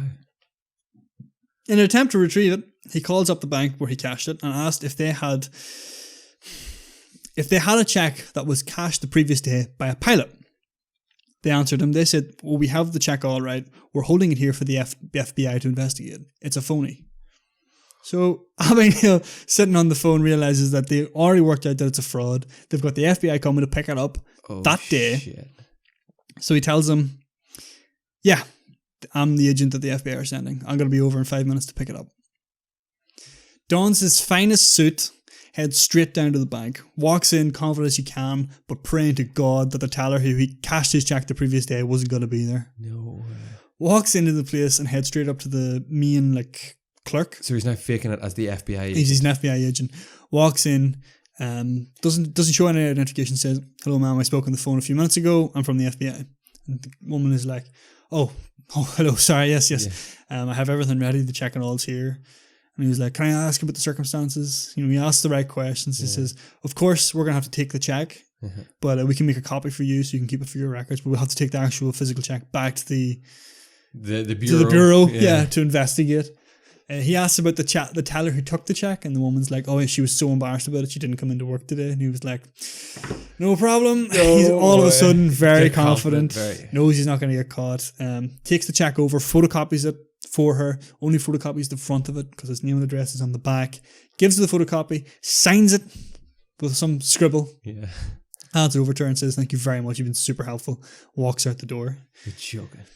He just recovers the... Just takes it back. Tells in the book he mentions that he found out later that the actual FBI agent arrived about 10 minutes later. That's insane. That is insane. He just dons an FBI agent, walks in, cool as a cucumber, takes the check back that's under federal fucking investigation. Takes it home with him. And just walks out. Yeah, just insane. So it's incidents like this, he says he goes to ground for a while, so he won't fly and he won't sort of do whatever. He'll go to a hidey hole. Just lays low. Lay low for a bit, but it never stops him. He always gets back up, back on the horse, as you say. Continues to tour the world for free. Oh, excuse me. But kind of as these cases sort of grow and he starts to get a hint of the people who are chasing him and that they're getting close, decides to lay low more permanently for a bit. Okay. So after his sort of exploits, he decides, maybe what do I want to do in my life? Do I want to do this forever? Considers going to university. And he actually eventually does go to university, but not as a student. He, spending the summer in Utah, he gets talking to a couple of guys who work at the local university. Says he's got a sociology degree from some university in, I forget, it must be a university in New York. Right. And they're like, oh, that's great. We actually need someone to fill in over the summer. He says, no problem. You're joking. No problem at all. Doctors himself a transcript from some university in New York saying that he's got honors in sociology. For 3 months, he teaches at Brigham Young University in Utah. How does he teach for 3 months? He says he read one chapter ahead of the class. And then just relayed that. Just relayed that information back to them. He says he was considered a popular teacher as far as he was concerned. Students seemed to like him, despite the fact he was younger than most of the people he was teaching. Just insane. Oh, I can't even fathom that. No. Imagine just walking into a class, having just read a chapter, just to relay that information and not give a fuck, because at the end of the day, you're the teacher, so they're going to listen. He said whenever the guy he was replacing came back, they offered him a full-time position. No way. Just he denied it because he wasn't going to be spending much more time in Utah. Holy shit. So he hops about the place for another while. During one stint while he was laying low in Georgia, and this is the most insane part to me. Laying low in Georgia, he rents this apartment. It's kind of one of these new kind of apartments back then weren't super popular. Mm-hmm. The idea of a one person living alone in an apartment didn't happen on it. He was in this new sort of set of apartments where all these kind of well-to-do people all lived and they partied and all this here. So sort of to fit in with this crowd, he writes down his profession when he's applying for the apartment as a doctor. Which is all fine and well. He can bluff his way, pretend to be a doctor. Says he studied at Johns Hopkins. Gives himself, full credentials. And that's fine for a while until an actual doctor moves in below him. No. And this doctor is really interested in him. Comes up a lot. Wants to talk shop. Wants to talk, all about this stuff. And initially, Abagnale is like, this is ridiculous. I'm going to get caught out. Yeah. He considers leaving, but he doesn't want to leave this place. He's quite happy with the life he's sort of built up here. He decides just to sort of bluff as long as he can, and actually becomes good friends with this dude. No way. Yeah, they get on with this real doctor. With this real doctor, get on quite well. The doctor invites him up multiple times to the local hospital. No. Bring him up, shows him the ward, gives him the tour. He meets the director of the hospital. They get on like a house on fire really well. They say anytime, come up, you're more than welcome, use our facilities. He says he starts studying in the library, the hospital library, so that he can keep up. Yeah, with what's going on, what they're talking about. So whenever they're like talking about things, he can contribute. Like he keeps this like foray as a doctor. You see that in the movie as well, like briefly, don't you? When the doctor's like, "Do you concur?" Yeah, exactly. Yeah, this is what happens. Chris is no way. Eventually, the director calls him in his office. He says, "We're in a real problem here. We got our night shift sort of supervisor has to like leave, and his replacement is gone. He's on sabbatical for months. We're screwed unless you can cover." Like, I know you're, and like his whole like story was like, "Oh, I'm on like a sabbatical myself for a year." And he's like, "I know you're on sabbatical, but you'd be doing me a real favor if you just took on the night shift." Now he's like, Abignale's like, "I'm not a doctor. I don't know the fucking first thing about this." He's like, "No, I can't do it. Your guy kind of win him over. Is like, "You don't have to do anything. You'll literally just be supervising. You'll just be watching. It'll be the easiest money you'll ever make. The residents will take care of everything. You'll just be there in case something goes wrong, just to overwatch things. Listen, I've done this shift myself and I never have to lift a finger." And Abignale's sort of going, maybe I'll help, because he does like the guy and he wants to help him out. Yeah. So he eventually says, "Yeah, I'll do that." He's only supposed to do this for a couple of months, and the first couple of nights it goes exactly like. So this isn't just a one-time thing. He's asked him to cover it. You have to cover it for a few weeks, months. Right. First couple of nights, Abignale's doing it. And he's a little bit concerned, a little bit worried, but it goes fine. Like, it goes exactly like the guy explained. Residents take care of everything. There's no emergencies. It's all just standard. All he's doing. Oh, excuse me. Sorry, I smacked the mic. All he's doing is like overseeing. Exactly, overseeing. The nurses come to him to sign off the charts every night. He just scribbles something on it. "What's your comments about this?" Just scribble. He says he was reading the other doctor's comments and he couldn't read a word. So he's like, "Well, why should you be able to read mine?" No way. So he writes nonsense on top of that. Anytime he is asked for help, he always says, "I'm going to let the resident handle this. Work away, young man." Yeah. All the residents really liked him because he was giving them so much freedom. Yeah, exactly. The nurses really liked him because he was like a real joker, constantly messing about. Anytime he didn't know something that they mentioned like frequently, he'd go up to like one of the empty floors. He had a little dictionary, medical dictionary, and he'd read up about it, and he'd know that for the next time. My God. And he kind of kept this charade on for the first couple of months. Then it turns out that the guy who was he was replacing for was not coming back. So they wanted him to stay on full time, more permanently. Abagnale at this point was kind of confident with how it all been going. He says, "Sure, no problem." No way. Chris, all in all, he bluffs his way as a doctor for 9 months. Holy fuck. Working at a hospital. Getting paid good money. Like legitimate money. Yeah. Like, this whole time he's working as a doctor, he doesn't cash a single qualification as a doctor. No, not a single thing. A couple of times he gets called to the emergency room and he's like shitting himself, but there's a couple of residents there and he just asks residents, "What's your assertion? What should we do here?" And that's where the "Do you concur?" thing comes from. He just let them make all the decisions.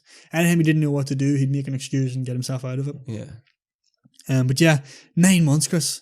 He works there, living this lie. In those 9 months, he doesn't cash a single check. Like, he's literally earning his keep, earning good money, doing That's insane. Should mention his quote unquote specialization was pediatrics, so he was working with children mainly, and that's why there wasn't so many like emergencies and stuff happening. There were a couple of cases though. The most notable was when he was called urgently to assist with a blue baby. Right. Was this in the film? No. This was not in the film? No. So he was called to help with a blue baby and he sort of just like absentmindedly made a joke about like, "Oh, you sure it's not a green baby?" or something like that. And the nurse just looks at him like with this cold hard stare, just like, "No, we need to go now." Yeah. So he kind of bluffs himself and like sort of makes an excuse, takes the long route around to the emergency.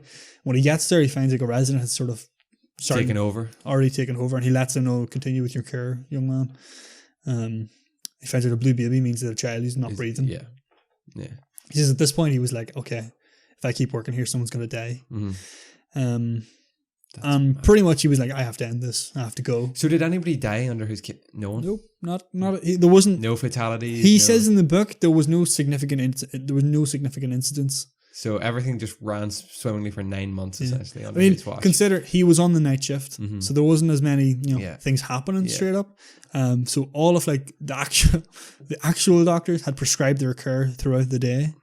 So like they were just basically it was nighttime. Basically. Yeah, exactly. So it was quiet. The doctors loved him. All the residents really liked him because they let him do. The nurses liked him because he was like a fucking joker. Yeah. When he left, they were all sad to see him go. They said, "We'll have the first full time position we have here. We're going to contact you. We want you for it." And he was like, "Oh, honestly, that's fine." This is a guy who had just come from being a pilot flying around the world. Impersonated an FBI agent. Yeah, he's about 18. So now he's moved on to be a doctor. A doctor, yeah, with no qualifications. Not the first qualification. Yeah, he says a little anecdote. As he was leaving, the janitor who was there, who worked the night shift, said, "Gotta say, doctor, it'll be sad to see you go, but have to ask you." What were you doing up on that? What were you doing up on the third floor in that closet all that time? This is when he was going up to read in his little dictionary about what were you doing? He didn't realize that the janitor worked on that floor. He thought it was empty. The janitor was like, "What are you doing up there all that time in that closet?" And he's like, just made a joke. He's like, "I was just checking out my abs." No way. Yeah, something like that. No, don't worry about it, Ernie. Holy just shit. Insane. Like faked it all the way. Just doesn't care. And like this was like, so he served 9 months as a doctor dealing with people's lives. Yeah. Anyway, where does he move on from there then? Where does the story go? If pretending to be a doctor for 9 months had encouraged him,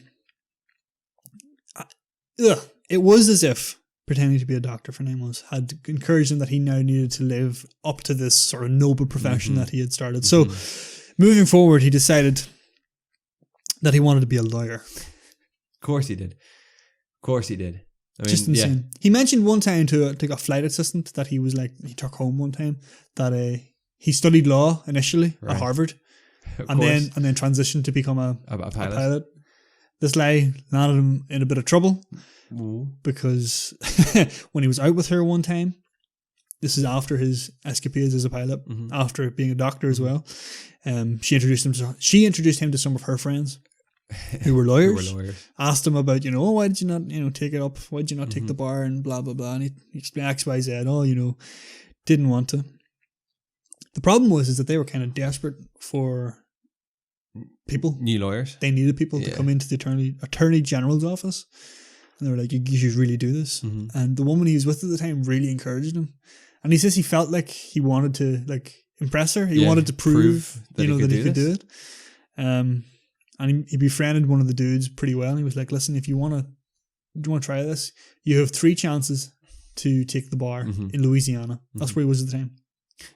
Because you're not from the state, you have 3 chances to try and take it to practice law in Louisiana. Yeah, you can use all my law books. You can come to my library anytime. Work away.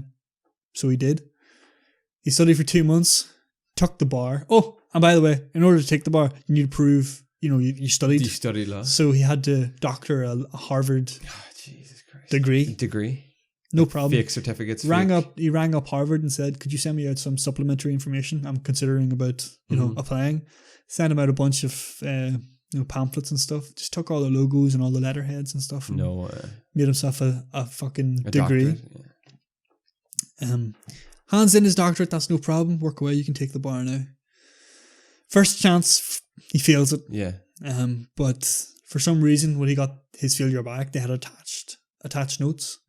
The questions you did well and the questions you got wrong. Okay. Is that a common thing? They do that? He says he seemed to imply it wasn't. He said someone was looking out for me there for whatever reason. Okay. So he takes it again. He fails it again. And this time they send out notes again with all of his answers. And they're sort of, this is what you did right. This is what you did wrong. This is the right answer. Third time of asking, he passes the bar. No, Jesus. Right? Yeah. Doesn't have a degree in law. Never studied law a day in his life. No. Well, never studied it at college, right? Yeah. Takes the bar in Louisiana and passes. Is promptly hired by the Attorney General. No, sorry. The State General Attorney The Louisiana State General Attorney's Office hires him at like a starting salary. That is in like. Yeah. How do you pass the bar studying for 2 months? He said in the book, right? Is he like gifted, like in terms of like studying? Don't think so. No. He just whenever he like dedicated himself, he just could. He could, you know, like when he was studying like medicine, it was every day just to commit to the lie. Essentially, whenever he was trying to do it for the bar, it was the same thing. You know, he wanted to achieve this. He set his mind to it. Yeah, he was 19 years old, and he shouldn't have at 19 he shouldn't have graduated Harvard yet, Yeah. but he was working for the Louisiana State General Attorney. This is after being a pilot and after being a doctor and after imposing an FBI agent. He spent 8 months working there. He spent 8 months working as the attorney. Oh, Jesus Christ. This is one of the biggest criminals in America. At the time, yeah. So the Wanted FBI by the are still FBI. after him. Yeah. Yeah. The FBI are after him. And he's working as is it a prosecutor or a defender? Working as an assistant to one of those in Louisiana for 8 months. He says though that he was a gopher boy. Like he was a go get that, go get that. The guy who he worked for didn't particularly like him. Right. Not because he wasn't a good lawyer, Yeah. because he wasn't from Louisiana, because he was from New York. Ah, right. And they had that kind of city boy. Yeah, exactly. Okay. Yeah. He says on a few occasions he was allowed to give like opening comments on like an actual like open case. Statements, like things like that. No. He says one judge even complimented him, saying on his style, saying like you don't do much. You know, you're not. You know, you don't like do much for the law here. Because you're obviously just an assistant, but you bring a lot of style to the courtroom, and I respect that. No. He says that always stuck with me. Are these people not like when these people like obviously find out? Do they not look back at this and be like, how? But how could you? You know, how could you? Why would you doubt it? You know? I know, yeah, true. But he like, took the bar. He passed the bar. That doctor, like who asked him to fill in, was he not thinking like, what the fuck? You know, how did he do this? How did he pull the wool over our eyes for 9 months? I don't know. I mean, and did they? You know, necessarily did they even find out? Because like this is Frank Williams. You know, it's not like it was blaring through the newspaper that Frank Williams is this dude, you know? Just madness, like. Oh, but things fell apart for him working at the law firm because an actual Harvard graduate then came into town and he was really suspicious of him because he was asking questions about like, oh, what did you think of so-and-so as professor, or where did you spend most of your time? Fake questions and things like that. Obviously, Abignale didn't know the answers to those and he just sort of bluffed it through. Guy got suspicious and started investigating. He even asked the Attorney General to like investigate. Yeah, go to get the Harvard transcripts. No, you know. And although they actually never found anything, they never proved that he didn't go to Harvard. No, he decided to sort of bail and leave it there. So yeah, he just went back to cash and checks at this point. No, he'd like lived out his life as a doctor and as a lawyer and as a teacher and a pilot. Well, you know, he was back to sort of impersonating the pilot whenever it was useful. That's what he just sort of did that, and he's still deadheaded. He got about. He knew though that now the law was kind of close. Yeah, like they were catching on. Okay, he started like leaving caches of cash all over the country, like in post office boxes, different places like that, you know, in case he needed to get away at any point in time. Astonishingly, Chris, this is just madness.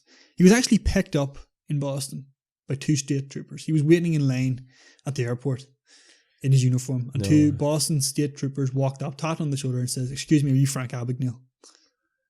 And he turns and he's like, No, I'm Frank Williams. My name is Frank, but I'm Frank Williams. I'm a pilot and I got a flight in here in like 2 hours. And they're like, "No, son, you should just tell us the truth. Frank Abignale, is that your name?" Obviously he denies it and stuff. Yeah. But they ask him to come with them. So that's how big this search is, that just 2 standard state troopers in Boston managed they knew that this guy was at large. Shit. They call him Kid and stuff, so they kind of know. At this point he realizes that they know that Frank Williams is Frank Abignale. They know that I'm young. They know all this stuff. So when they pick him up as well, then, like, the FBI are after him for these checks, but because he didn't cash any as like a doctor, or I'm assuming as a lawyer, do they know of those false like professions he lived out? Do they know he did that? No, not the time. That's all. Okay. Yeah. See, They were only following the cash, the checks. Yeah, sorry. yeah, So he stopped for 2 years. They were kind of they were lost. Yeah. He kind of explains, why they couldn't find him as well. He was pretty smart with the way he cashed checks. If he was in San Francisco, he knew to modify the codes on the bottom of the check. Yes, I remember that in the movie as well. Actually, so if he was in San Francisco, he would say the bank is in San Francisco, but he'd rewrite the check to somewhere else. Yeah, that'd be right. Yeah. But the computer would go, well, this code is New York. Yeah. So the check went to New York, and then the New York were like, no, that bank's not here. Send it back to San Francisco. But so it's just constantly checks just floating all over the place. So they had to do so much work to narrow down where is he actually cashing the check, and where is he actually now. How do you find someone like that? I know, yeah. See, this is it. Like, he just was just doing things. Like, he says later, like, obviously at the end, he was like, I was doing things that like anyone could have done. It's just they didn't put it together that if you do it this way, it'll work. Yeah. And that's why they couldn't find it, because they never dealt with this before across their country. Like, check fraud happened in a state, in a county, didn't happen New York, San Francisco, Dallas, blah, blah, blah. But anyway, these two officers had found him, and they had correctly identified him. They took him with them. They took him into the local jail. Like, you're gonna have to stay here until we can, like, whatever, properly, like, arrest you and take you to, like, court, So they had to stay there that night. They dropped him in. At this point, he's shitting bricks because he's like, I'm more or less screwed. Yeah. He's in a small cell with a couple other dudes, kind of like people in for the drunk tank, stuff like that, waiting for, like, the chief or whatever to come in the following morning. By the mercy of God, there was a man in that jailhouse who was like a professional bail bonder. Do you know these dudes? No. So basically, he'll be like walking around asking people, what are you in for? How much is your bail? All right, I can bail you out, and then you'll have to pay me back for a fee. No way. Unfortunately, Abagnale had been a little bit twisty with the police officers when they were bringing him in. Of course. So his bail was $5,000, which is quite a bit more than the standard. The standard for this dude. But he managed to convince that dude, bail me out. I'll write you a check right now for the full amount, plus your fee. Expenses. The dude does it. Goes out for like an hour, manages to get together the money, pays his bail. Now, the guy who took the bail was not on whenever Abagnale was brought in. This is the middle of the night. So he had no, why wouldn't I let this guy out? No problem. $5,000, bail is paid, you're out on bail, blah, blah, blah. Abagnale walks out free as a bird. No way. For the sum of $5,000. No way. Which he wrote on a faulty check. So he just walks out of the jail. He just walks out of the jail. He's free. He paid bail. He just got lucky. That was luck. But instead of fleeing the country, or at the very least getting the hell out of Boston, he stayed one more night. So basically, you were caught in Boston. Yeah. 2 state troopers picked you up. Yeah. You then left. You got bailed out of the jail, but they're obviously still looking for you. Instead of fleeing and getting the fuck out of the country or even Boston, he stays for one more night, because the night prior, he noticed while he was waiting for his flight, all the businesses in the airport used a safety deposit box, or like a lock box at the local bank after hours. So normally they'd go and deposit their money in the bank, but whenever it closes, there's a little. You've seen these things, safety box. Yeah. And the businesses all closed around the same time. They all walked up and they lined up and they deposited their money and they went home. Abagnale goes and rents himself a security officer's uniform, writes himself up a sign, and stands at that lockbox with a bag in his hand. And the sign reads, "Lockbox out of operation. Please leave money with armed guard." No way. And that night he stands there for about an hour while all the businesses that close up walk over, deposit their money in his bag, don't ask a single question. Just drop the money in the bag. No way. He's a armed uniform. He's in a uniform. Armed guard. Yeah. He's got a fucking toy pistol on his waist. Everyone just drops the money with him, and that's 100% fine. As he's leaving, Chris, when he decides that the scam is done and he's ready to go, he's got this big bag of money. He's got checks, he's got cash, he's got coins, and everything. It's really heavy. He's got a little dolly that he's moving along with. He's trying to get it over like a bump in the car park to get back to his little fucking people carrier car that he's driving. 2 armed police officers No way. walk up to him, and he's like, literally the same thing as the night before, and they ask him what's going on. So he explains, the lockbox is out of commission. I'm a security guard, and I'm trying to get all this fucking money back to the firm's truck so we can get home. And they're like, well, sure, we'll give you a hand. No way. So the 2 fucking Boston police officers help him take the money back to his car, load it into the trunk with him, and then they wish him a good night, and he wishes him one back. Joking. Swear to God. Drives to his motel. The confidence of this guy is insane. Just madness, like. They willingly help him, thinking he's, oh man. So why not? He's a security guard. Why would you, they should have doubted it realistically, but when you're that, you give off that confidence. Gets back to his hotel, loads all the coins, all the checks into the bathtub of his motel, takes the cash, and then he flies out. Flies to Miami that night. Jesus Christ. He made $62,000 cash that night. Yeah.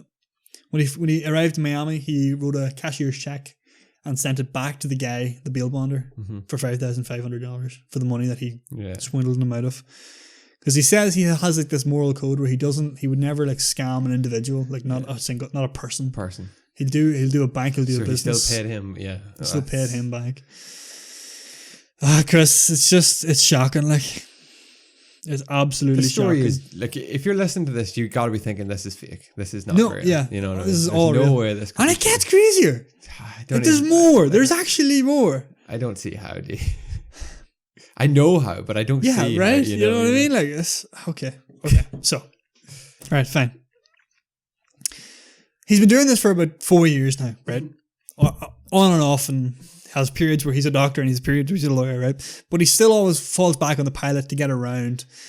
At one point he hires, and this is just madness, he goes to university, holds interviews for young girls to become air stewardesses. Yes. Right? Yes. That summer, he hires them as part of Pan Am to go on an international tour. An international tour for like a promotional thing. Yeah, he goes, you're not real air stewardesses, but you're going to have the uniforms, you're going to look like them, and we're going to take pictures, and we're going to do that for promote Pan Am across the world.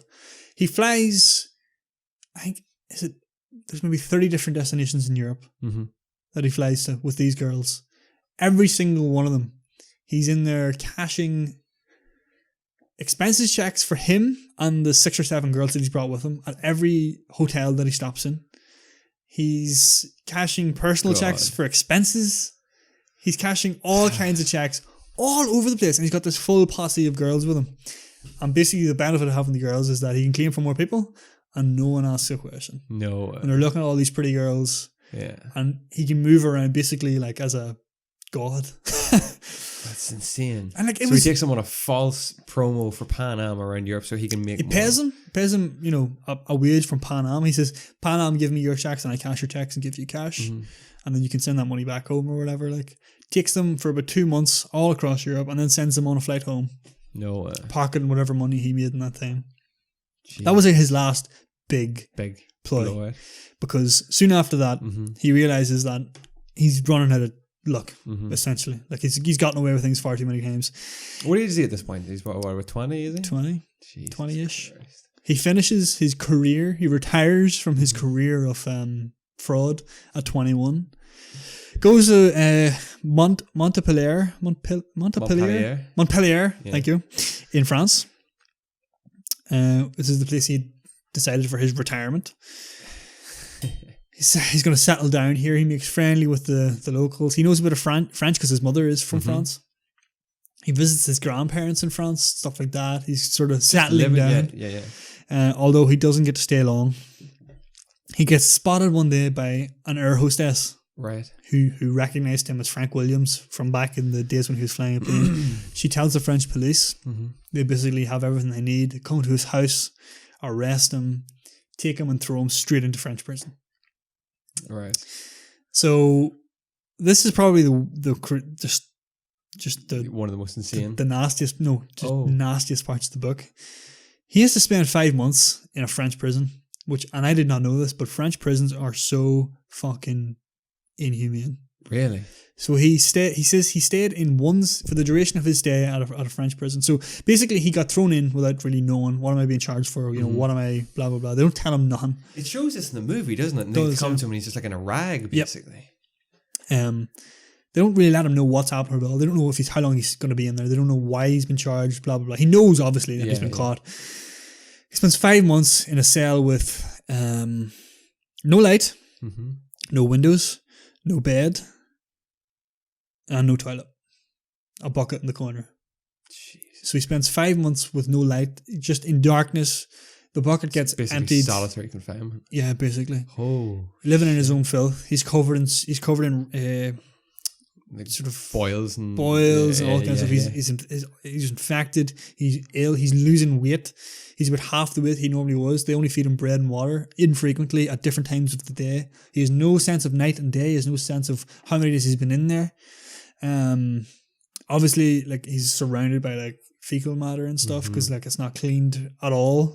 He says he was there 5 months. It was cleaned twice. The time he was in there, not just the worst fucking conditions imaginable. And he's there 5 months. He was there 5 months, but he didn't know. One day, the American ambassador or maybe consulate or whatever came to visit him to let him know that obviously you've been charged, blah blah blah. He was like pleading with him, like, you gotta let me, like, I'm living in filth here. This is the worst conditions imaginable. The American consulate basically tells him there's nothing we can do. I mean, this is how France operate. This is French prisons. They're not treating you any better or any worse than a French prisoner. So that's genuinely how they're treated. Just how they were treated. Shit. This is in the 60s, like, but like according to his account, it is just absolutely abhorrent. Like, wow. He says the only thing that kept him going to this time was reliving in his imagination, like his escapades. He imagined being an actual pilot. He dreamed, and that's mad. His imagination went wild. After 5 months, he was eventually released, freed from this particular prison. Was he being extradited? He was being extradited to Sweden. Wow. So basically they came in one day and they just like opened the wee slot in the door to let some light in, let him adjust the light, brought him out. He was just absolutely haggard. It's like in the movie. Yeah. Had a beard, long hair, completely filthy, stunk to high heaven, looked like an absolute just like shell of who he was. And they didn't let him wash it, and they just took him, set him on a plane. No way. And sent him off to Sweden. He says the moment that he met the Swedish authorities who were taking him from there, everything changed. They were like humane people. They treated him as a person. Yeah. Called him Frank. Yeah. Brought him across. They let him shave. They let him wash. He says living in a Swedish prison was like better than living in some American motels. It was like completely like night and day difference. After he spent 6 months then in Malmo prison in Sweden. Right. And when he was there, he actually became quite friendly with like the staff, with the other inmates. Wow. He was allowed to study. He was allowed to work. He made money. Of course he did. Completely different, setup. And he actually became he almost actually got let off. This is the insane part. He almost got freed in Sweden because the attorney who was assigned to him was making the argument that he couldn't be done for check fraud because he wasn't like writing a fraudulent check. He was creating like a completely separate thing. Like it wasn't like he was taking a check and writing cash $10,000. He was literally creating a brand new from scratch. Yeah, it wasn't like a bank check that he had taken. He was making a completely fools on them for pretty much. Like they couldn't charge him on what they'd done. So she actually that's why he only served 6 months, is because they had to reduce what he was being charged for to like. And that was in Malmo in Sweden. Malmo in Sweden. The unfortunate thing is that by only getting 6 months in Sweden meant that now he was set to be extradited to Italy to serve for his crimes there. So basically the thing is that you're going to just hop around Europe and serve for your crimes, serve your time in every different country that you've committed it. No way. And the word was that prisons in Italy they're worse than France essentially. No. So he knew he was going to Italy and he was shitting wrecks essentially. But being fucking Frank Abagnale, he must have made a good impression on the judge. He went to the judge asking for a couple of different things, appeals and stuff like that to try and prevent having to go to Italy. And they were all sort of denied, but the judge did grant him one final kindness. Instead, the day before he was sent to be extradited to Italy, he asked the American consulate in Sweden to remove his passport, to essentially... So he couldn't travel? Pretty much. Okay. Swedish law dictates if you don't have a passport, you have to be deported. So instead of going to Italy, he was deported back to the States. Right. And were the FBI at this point, like, were they like? Oh, they were hounding for him. And did they know that he had been caught in Europe? Then. Oh yeah, they were waiting for him. Okay. So that was it. Whenever he was arriving in America, the FBI were going to pick him up and going to take him straight to federal prison. That was it. And he was going to serve his time there. He was going to be tried, etc. And the judge was very, very, very nice to Abagnale. And he said, you know, had you took a different path in life, you really could have contributed something to society. Like, I can tell from the type of man you are. And he's like, please don't make me regret doing this for you. He did make him regret it, unfortunately, for the judge. Well, Chris, sorry. Yeah. He was on a plane to the US. He was flying home. Now, he was a pilot, a quote-unquote pilot for some years, so he was quite familiar with the layout of a plane. On the particular plane he was flying on, a British VC-10 airliner, he was aware of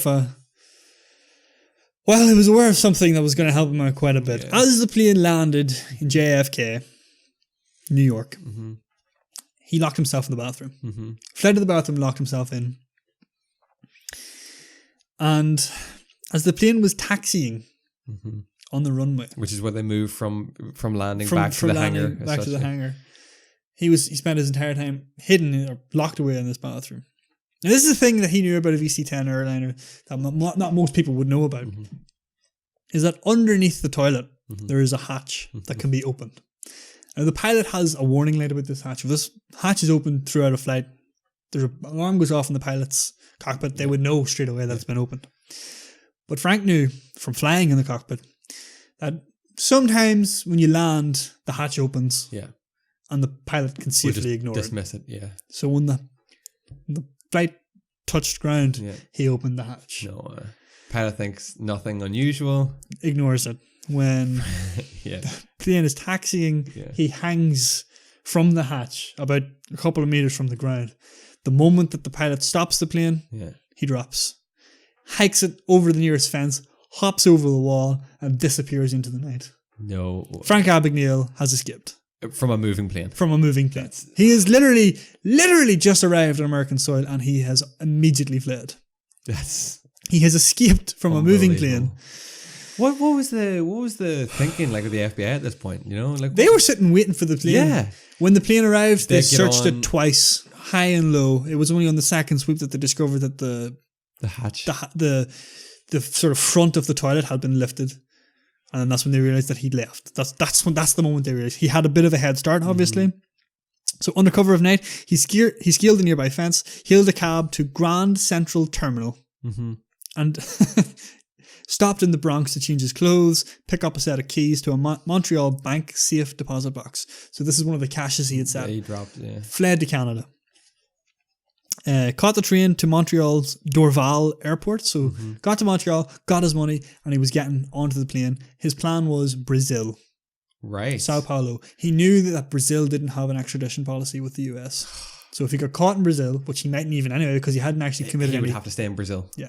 He hadn't actually committed any crimes in Brazil either, so they wouldn't really be looking for him. So that was his plan, get the fuck out of America into Brazil. He's a smart boy. He knew he had his contingencies, like. After a close call at a Max Milk, he was eventually apprehended by a constable of the Royal Canadian Mounted Police. The Mounties. With the Mounties, standing in line at the ticket counter. That's how close he got. He had no legit passport either, but he had a fake passport. Astoundingly, when he was during a spell at Mexico, he had got the American consulate there to give him a passport that said Frank Williams. So he had a Frank Abignale passport and a Frank Williams passport. So yeah, he was taken in again. He was brought back down to the border and given over to the US Border Patrol, and officially was got. The FBI had got him. So he was in custody. He was finally in custody. So for a time he was kept in Atlanta in the federal detention center. I'm not sure. I can't recall from the book why they sent him to Atlanta for whatever reason. I think that's where they were going to charge him with the crimes he had committed. In Atlanta? In Atlanta. Why Atlanta though? I'm not sure. Okay. But there was an interesting thing happening in Atlanta at the time. US prisons were being condemned by civil rights groups and being investigated by congressional committees. Mm-hmm. So they were like sort of, what conditions are people being camped in here? For some reason or another, when Abagnale was brought in, kind of because of like sort of the FBI influence and the sort of the high profile case, when they brought him in, the runners of the prison took him to be one of the investigators, one of the congressional investigators. Right. So in their mind, this was a guy sent by the government to investigate the conditions of the prison. What? Right. Okay. That's the hint they got, right? Okay. Abagnale knew about this, that this was happening, so he played into it. Ran with it, yeah. He sort of implied, never stating that, oh yeah, no, you got me there. Just making little hints and little jokes about it. So, just astoundingly, he called up a contact, a girl that he knew from Atlanta, asked her to come visit him on one of the designated visiting days. Told her to interview or pose as a reporter and interview who was it? It was someone else in the prison? Yeah, C.W. Dunlap. Okay. Yeah. Yeah, she wanted to interview him and she did that. That was fine. This is when you're in there, make sure and grab a couple of his business cards. Mm-hmm. That was fine. She comes back a couple of weeks later. I did that. I got the business cards. She's like, oh yeah, can you hand them over? Yeah, no problem. There was a policy at the prison. As long as you just show what you're handing, you can hand over stuff and that's fine. Hands over a business card. 100%. C.W. Dunlap. Abignale pockets it. She also managed to get... right. Okay. In the movie, it's a two-parter, right? Yeah. The movie, it's the story of Frank Abagnale and it's the story of the FBI agent he's trying to hunt her. Yeah, Carl Hanratty, he's called in the film. Yeah. In the book, he's called O'Reilly. Okay. In real life, his name is Joseph Shea. Joseph Shea. Right. Okay. She manages to get a card for him as well. So his personal business card. His business card has this guy Dunlap and O'Shea, right? O'Reilly. Yeah, okay. Hands both of them to him. He plans with her over the phone what should happen next. And she's fine with that. Everything's good. Okay. One day, Abagnale calls the sort of guy on watch or whatever, the officer who's patrolling, come in. It's an emergency. He tells him, all right, you got me. You're all right. I'm an inspector. I'm here to fucking check out these jailhouses, but I got a problem. Mm-hmm. So, right. My name is Special Agent C.W. Dunlap, right? I just found out some very critical information from one of the inmates here, and I have to speak to my superior immediately. What's your superior's name? Oh, O'Reilly. No way. Hands him the card for O'Reilly. He says, I need to get on the phone with this guy immediately. So please go talk to the warden. Yeah. Let's try and sort this out. Goes and talks to the warden. Warden says, all right, get him into my office. No way. Walks into the office. He explains everything. Oh, everything nice and chill. I got to talk to him. It's really important. He's like on something, what do you call it, stakeout or something like that? He's undercover. Okay. He's undercover, so you can't get him at the office. I got to call him on this personal number. Right, no problem. I'll let you use my phone. All right. So the warden rings up the number on the business card for O'Reilly. Okay. Gets through to a woman. She answers saying, hello, this is the office of blah, blah, blah, thingy O'Reilly. This woman is the girl that Abagnale had been talking to. Jesus Christ. So when the warden hears this, he's like, okay, here, she's going to put you through. Mm-hmm. Hands the phone over to Abagnale. Abagnale talks, continuing to talk to this girl, implying that he's talking to his superior, O'Reilly. Explains, okay, yeah, fine, yeah, okay, sure, yeah. Okay, can you come here? Can you come here soon? Puts down the phone. We can't discuss this over this line. He's going to come here. Will I be allowed to go out and speak with him? They're like kind of debating about it. They're like, okay, we'll let you go out as kind of a favour. He tells her to be out the front in 5 minutes. She pulls up in a sort of respectable enough looking car. Mm-hmm. She's wearing a coat to kind of disguise the fact that she's a female. Mm-hmm. And Abagnale asks, can I go out now? And they're like, yeah, okay, we'll be standing right here.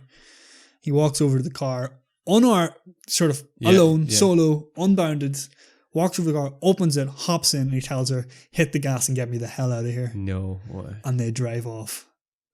No. He walks out of a federal prison, Chris. He walked out the door. Hopped into a car, and they drove away. Like how? I know. It's just insane. They let him unattended, unsupervised. They let him meet with an FBI agent, and they drove off.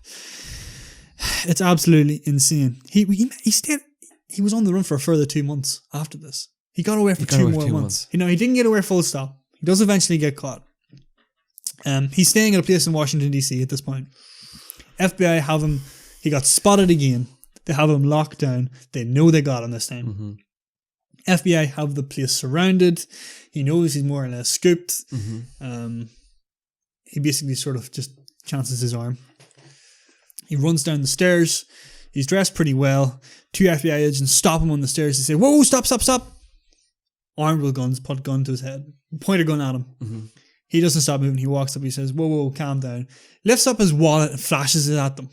Just a plain wallet. Just flashes it and says, I'm FBI fucking agent Sean Riley. No way. And they're like, what? And he's like, where's O'Reilly? They're like, O'Reilly's not here yet. Why is he not here yet? I need to speak to him now. No. I think we think he's coming around out front. He's like, okay, I'm going to go there to meet with him when he gets here. You guys check around the back. And they're like, sure, no problem. He walks right past 2 FBI agents. Or who had guns. Who had guns on him. Like. That's one of my favorite parts in the movie, actually. Yeah. When he catches him. Yeah. In this case, he's more or less like, this is the last thing that he sort of does as a free man. Yeah. Free man is that he bluffs his way. He walks off into the night and evades capture for another couple of weeks. He still plans on getting to Brazil. That's his still end game, is getting into Brazil somehow. He doesn't make it that far. The eventual end of his criminal run happens in his hometown, back in New York. Right. He walked out in front, just walked past 2 unmarked police cars. No way. And they spotted him. No collared him, took him in. And that was the end of his fucking story. As a con man. That's unbelievable. Just holy shit. He escaped twice. Yeah. 3 times you include the time that he was in Boston. Yeah, so he escapes in Boston. He escapes from a plane. He walks out of a federal prison and then basically walks away from 2 guards who had guns trained on him. And off into the night. Like, you have to just applaud the man. It is. It's shocking. Like, you know what I mean? Like, it's absolutely shocking. He literally just took them for fucking idiots. He ends his book at that moment. Oh, really? Where he walks away from the FBI agents. No. So the final chapter of the book is written by the ghostwriter. Yes. Who explains what happens next, which is he is obviously charged for his crimes. He's sentenced to 10, not consecutive. What's the opposite of consecutive? 10. They run alongside each other.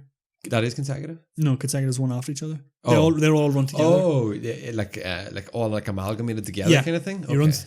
He's sentenced to 10 years for like 6 different sentences. So rather than doing 60 years, he's doing 10 years for those 6 crimes and 2 years for fleeing, for escaping out of prison. So he's looking at 12 years in prison. Mm-hmm. He serves 4. He serves 4. Every year he applies for a parole. After 4 years, for one reason or another, he gets out on parole. I think it's because he offered to help with the FBI investigations. And from there, he's just a regular ex-con trying to find work. He says he never committed another con after that. He spent the first couple of years just jumping from job to job trying to find work. Way. And did he go on to work then for the FBI or anything? Or? Well, yeah. So initially he tried to make work as he tried to work as like a salesman, tried to work as a greengrocer, and then he could. As soon as they found out that he was an ex-con each time, that they just let him go. Yeah. He never told them up front about his history. Yeah. And then one day he went into I think he just went into like a regular store. He said, I'm gonna make you an offer. I'm gonna take your team for an hour. I'm gonna talk them through some ways to prevent check fraud If you think my time is useful, you pay me $50. If you don't, we'll walk away and no money will exchange hands. And that's how he starts essentially consulting on ways to prevent being, caught out by check fraud. Jesus. Then he starts to work with the FBI at their levels. Him and O'Reilly become the guy who was chasing him become fairly close friends over this time. Despite him chasing him for fucking 3 years, and that's amazing. He writes his story. Obviously, he starts a business. Specializing in fraud prevention. Fraudulent. Becomes a millionaire. No way. Legitimately. The man has lived some life. What age of a man is he now? He's 70 odd. 60, 70? Jeez. Well, no, he's 48. He's still living though. 48, so what's that? That's 60. 48, 50. 71 now? Yeah. 71. He's still going, yeah. Still holds conferences, makes appearances. Yeah. Genuinely, that's one of the best stories I've ever heard. It is amazing. This the sheer audacity of the man. Yeah. And the things that he committed. The things he did and got away with right up until the very end. He was still just kept going. And but yeah, eventually he got his comeuppance, and he considers his time served as I have served my penance. Yeah. Yeah. I am. I mean, he served his penance in the fucking prison in France. Well, that's true as well. But he considers himself a fully fledged American citizen now, and that's that. Flies across the world, hosting events, speaking, doing all this. It's insane. But it's unbelievable. It's just some man. And if you want, I have done no justice whatsoever to the book or the film. There's a lot there that I hadn't even heard of in the book. I really wish. I was just thinking as you said that would have been such a cool thing to add to the movie. I know. Yeah.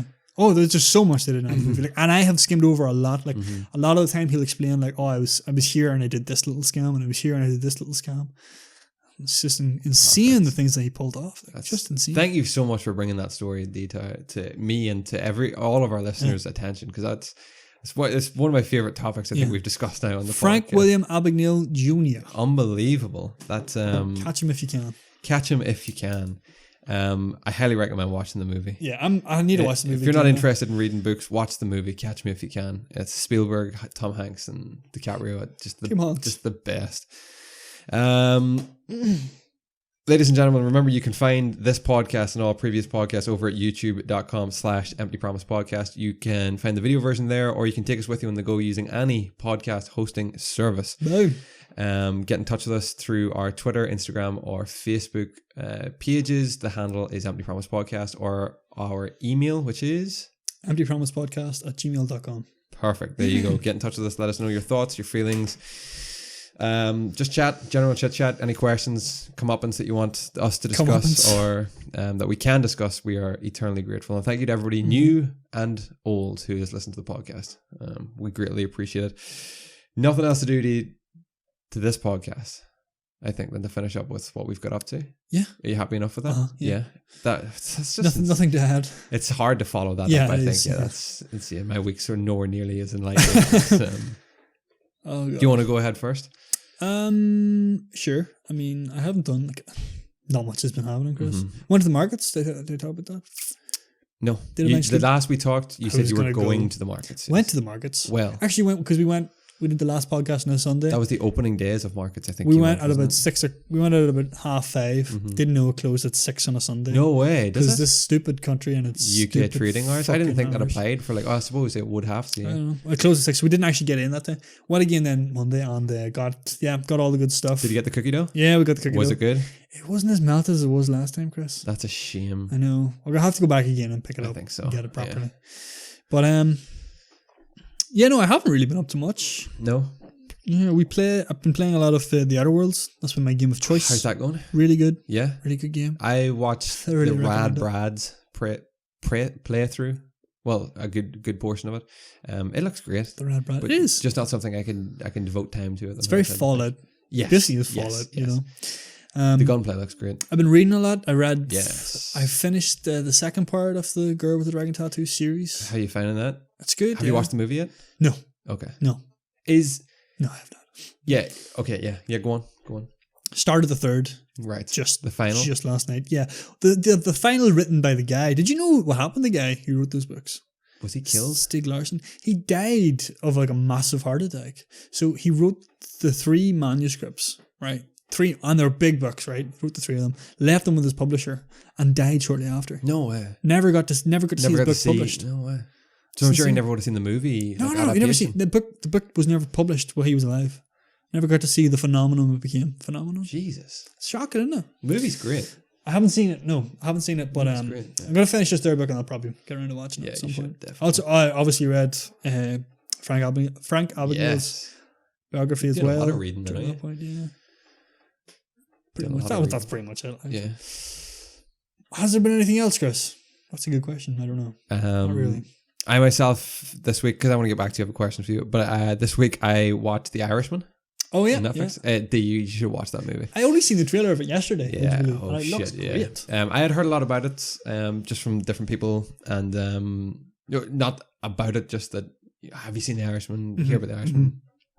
I give it a watch. Yeah, brilliant. That's good. Just pull in.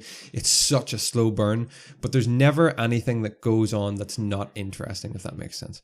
It's a really, really slow movie, but there's always something happening. Does that make sense? Uh-huh. Yeah, okay. It's kind of like, it sounds like Breaking Bad. Yes. Slow burner. Yes, slow burner, but it's like 3.5 hours, but it's tremendous. Al Pacino's fantastic. De Niro's unreal. They've all got so old. I know, yeah. But they've made De Niro look younger and a lot. Yes, of it. Yeah. They did it really, really well. Actually, it's what do you call them? Directed as well. Scorsese. Yeah, Scorsese. Yeah, brilliant. Joe Pesci Watch it.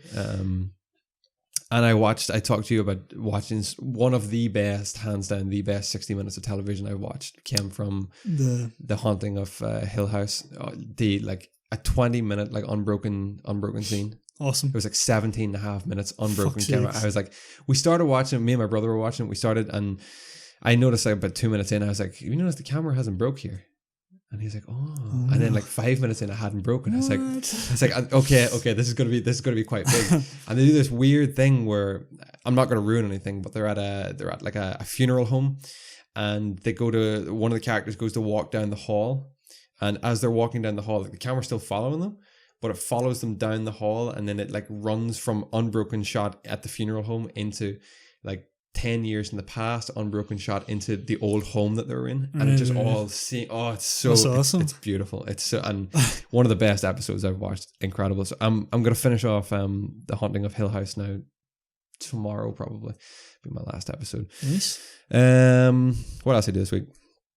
I've taken out a membership at the Orchard Leisure Centre for the relaxation suite. Ooh, if you don't mind. I am nice. A man of luxury, D. Yes, of course. I enjoy. Is that the one in the City Hotel? No, that's the Leisure Centre. Oh yes, yes. So I now visit there twice a week for my sauna and steam room sessions. Yes, yeah, I'll be going today after the podcast. Oh, Thank of course, you very much. Yes. Yeah. Yeah, it's amazing. I love the sauna and I love the steam room, so it made sense. I finished my book. I finished Tools of the Titans. We talked about it last week. Yes. Brilliant book. Just so many lovely little tidbits in there that I'm starting to carry over into different parts of my life. So excellent, good book. We went for Five Guys.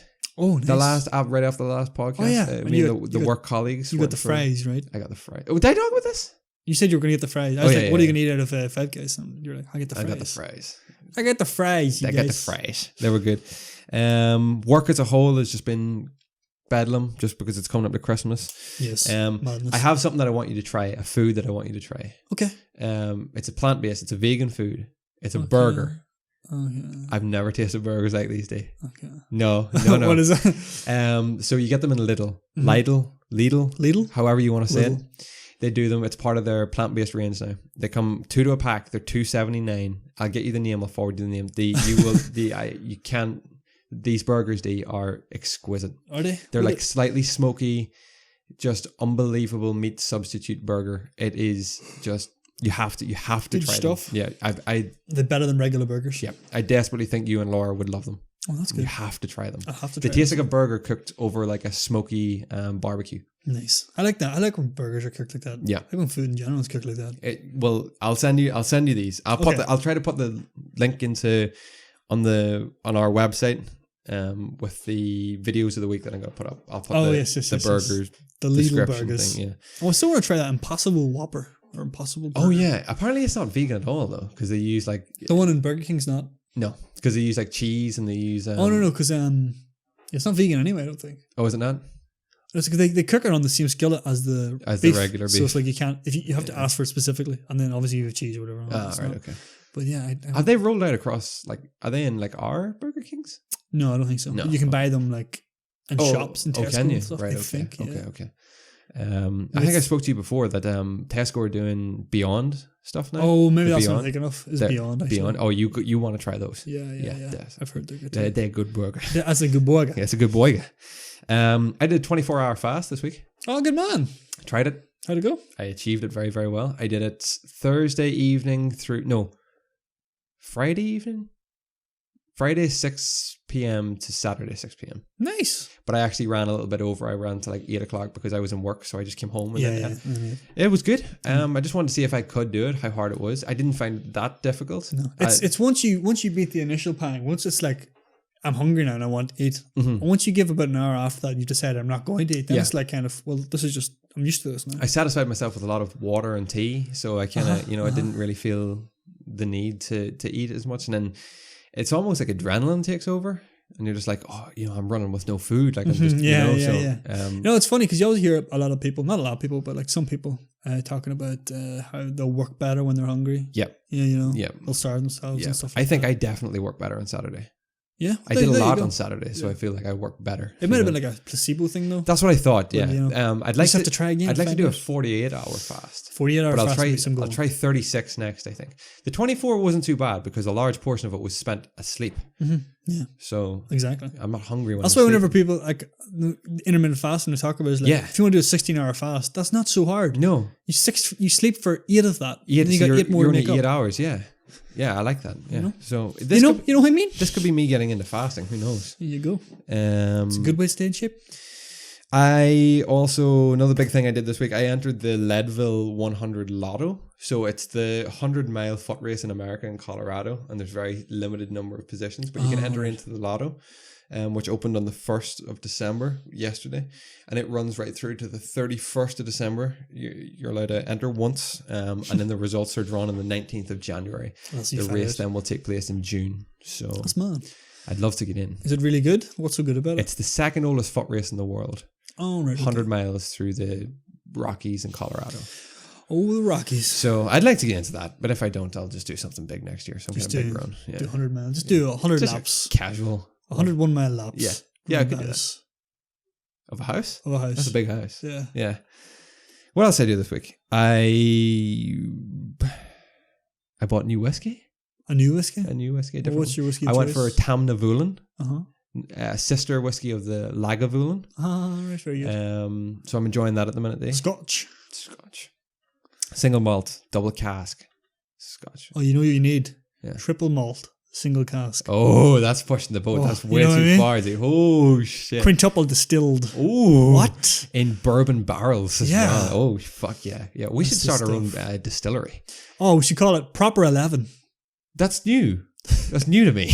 Well done. Yeah. The EPP distillery. The EPPPP. The EBBPP. Yes. The EBBPP. That's how you'll be pronouncing it whenever you're... And today I'm going to get my hair cut after this as well. So I'm going to visit the main man at some point today. The main man. Yeah. You should operate in Belfast and I'll get my hair cut there. You should. Or you could just like save up your hair and get a cut when you're home. I do that. I get my hair cut about once every 2 months. Do you? Yeah. Are you quick grower? Look at that. Huh? Does your hair grow quickly? I don't know. Mine grows thick and fast. Well, how often do you get your hair cut? But every 3 weeks. Every 3 weeks. Yeah. You see, I would probably need mine cut about once a month. Yeah. But I don't do that. Yeah, okay. You should. I know I should. It's good. And every time I'm like, I need my hair cut. Yeah. I wait about a month before I pull the trigger on that. I'm like, I can get by with it. It's just when I think of it and if I have a day off, I'll be like, have you got any free spaces? And of course, Gavin being the gentleman that he is and scholar that he is, will always fit me in. You'll find a spot. Exactly. We'll find a spot somewhere, you know? But apart from that, I've got a question for you this week. I hope you thought about it. Sure did. Okay. Our question came from Ariane Davis, our one Welsh listener. She is looking for recommendations from D. Just the one from D. And she holds your food recommendations in high regard. As she should. As one should. So you can't let us all down here. And this goes for anybody that's looking to visit Northern Ireland. Belfast. I need your top 5 places to eat in Belfast. Oh gosh. Right. So what have we come up with? What have you come up with for this? Right, number 1 was easy because it was the best steak I've ever had in my entire life. Oh. Sticks and Stones. Sticks and Stones. Okay. Yes. Okay, fantastic. And then the best steak you've ever had. Yeah. Okay. Oh yeah. It's a bold statement. I know it was bold when I first said it, Chris. It's bold today. It just stands the test of time. Exactly, it does stand the test of time. I've been there twice again, and it's delivered. I'm gonna write these down just in case. I might get these framed. This could be a nice Christmas present for you, D. Could do, frame your recommendations. The recommendations I already know about, but frame your own words. I'm not really doing this in order, but that was probably my number 1, right? Okay. Next up on the list is Boojum. Oh yeah, I thought Boojum was going to be in there as well. You have to have a Boojum when you're in Belfast. It's in Dublin and it's in, I think, Galway as well. But you're not going to those places, so get the one in Belfast. Exactly, because that's where it is. That's where it started. That's where it's at. Yeah, yeah. Sorry, the home, the home of Mexican food. Home of the Boojum promise. Yeah, exactly. Ooh. It's good. It's Mexican food. Yes, as Chris says, burritos, fajitas. You can get tacos. You can get a couple different things. Yeah. I enjoyed the one I had. It's a tasty dish. I'm actually gonna get one on Friday. I'm up in Belfast this Friday. You about this Friday? Yeah, I'll be there. I mean, I live there. I work there. More or less. If you're free, I'm gonna be up. I'm gonna be doing a spot of shopping. I'm gonna grab maybe a little Boojum myself. Roy said he was going to Belfast and he was gonna meet me, but he never made that actually happen. Yeah, no. Should do that. Yeah. Well, I'll be up in case you're interested. Okay, good. Yeah. Good. I'll let you know close to the time though. Sorry for arranging our personal get-ups on podcast. Well, I mean, it's got to be done, guys. Yeah. I want to say next, Little Wing Pizzeria. Little Wing Pizzeria. Tell me about Little Wing Pizzeria. It's a pizzeria, Chris. Okay. They do good pizzas. They also do the humongous pizza, the fucking like a cartwheel type pizza. Yeah, it's like a fucking. I forget the inches on it. Something like maybe 20 odd inches. It's a big old pizza. Jesus. Could you handle all? I've actually never had that. Oh right, okay. But I had a slice. Okay. So, a 20-inch slice? No, a slice of a 20-incher. You know. Yeah. Which is a pizza. Of its own. Yeah. So you had a 20-inch slice. Did I have a 20-inch slice? Well, yeah, a slice of the 20-inch would be. It's not 20 inches itself. It'd be 10 inches, surely. Aye. If we have to go 10 to 10. The radius was 10 inches. The radii? The radium. Okay. So yeah, I would try there for pizza. Little Wing Pizzeria. If pizza's going to tickle your fancy. So I have a steak, I have a Mexican, and I have an Italian. I'm doing pretty good for variety, aren't I? Yeah. Fuck. You got 2 more left to hit me up with. See, I can't run out at this point. Chris. Oh right, okay. Well, have you got any honourable mentions for such things as breakfast or lunches? Yeah, I would go with Maggie Mays for breakfast. Maggie Mays. You know what I mean? Maggie Mays. It's not the best, necessarily the best breakfast food you'll get, right? Yeah. But they do really good breakfast food. They also do really good lunches. Okay. You're not going to have a bad meal if you walk in there. Okay. It's a good spot. Substandard. It's also in a nice area. Okay. It's in Botanic. Oh yeah. You know, so it's pretty, right? Yeah. Good. So I've got a steak eatery, a Mexican eatery, a pizzeria eatery, and I have it's like a cafe. A cafe then. Place. Okay. So now I need one more recommendation from you. Now, if you want to travel a bit further from Belfast and just give me one of your best eateries that you had, I mean, we can I suppose we could suggest that. In the country? In the country. Well, wow. It would be such a stupid recommendation. I think I know where you're going to go here. Do you? Are you going to go way up fucking Donegal or something? No. Don't worry about that. No, it's just it's just my favorite McDonald's. Oh yeah. Okay, where is that? It's Portadown. Really? Is Portadown your favourite? It does the best. I think Rushmere is my favourite. Don't go to Rushmere a lot. Do you not? No. I think Rushmere to me has always been like McDonald's. That's the McDonald's you go to. You go to Rushmere. See, Portadown's there, but I could travel an extra 5 minutes. Portadown has had the best chips. It's had the best consistency, Chris, going through it. I think it's always so busy. Maybe that's actually it. Yeah. There's always a bad one though. You always find you always have a bad time at a McDonald's you like. It always happens eventually. It's just the law. It just happens. I've had quite a few at several, but I get it. For takeaways though in Belfast, you could try Pizza Co. Pizza Co. Okay. You could try I'll put these Chip Co. They're actually not great, but they're just like Belfast. Yeah, Belfast standards. Yeah. They get the real Belfast experience. The Belfast experience. These are honourable mentions. Okay. You get Raffles. It's a chip. Raffles. It's lovely. Or a PPHO. Raff with an F. Oh. Raffo. I thought we were going real fucking Italian there. Gosh, no. But yeah, I'm probably forgetting one that I do quite like. But those are the ones that I was like, if I want to have a really good meal in Belfast, we'll hit that up. Okay, I'm going to write those down as food recommends. Food recommends. And then next week, I'm going to want your to-do recommends. So I want a list of 5 things to do in Belfast that you would recommend, or things that you've done in general. This is just a good walk, cohesive, just a good walk around. Guide. These delectable. That'll be the food one. These delectable, discerning direction for food in Belfast. That's what we'll call that. Delicatessen. Oh yeah, perfect. Yeah, delicatessen's in there too. And then I want a recommendation for things to do. Okay. And we'll put these. See, the thing is, I don't do a lot in Belfast. That's my problem. Where do you do a lot of? I don't do a lot of anything. Okay. Okay. Well, look, D. Look, you've got people. You've got people that are hanging on your word here. All right, I'm gonna do interesting things. Okay.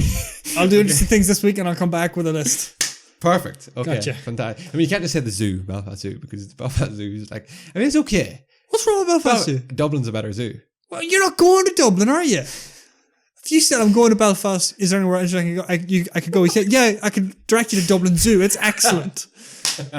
Yeah, but Belfast Zoo's okay. Yeah, Dublin Zoo's not that great either. You know, we should go London. Go to the London Zoo. What do you call the walk down at Titanic one? You said you can walk out, it looks like a boat. That's a pretty interesting thing. That's there, yeah. The Titanic Museum. Yeah, perfect. There you go. It's good. You should see it. There's one of these recommendations for things to do in Belfast. Also, go bowling. Where? At the Odyssey. In Belfast?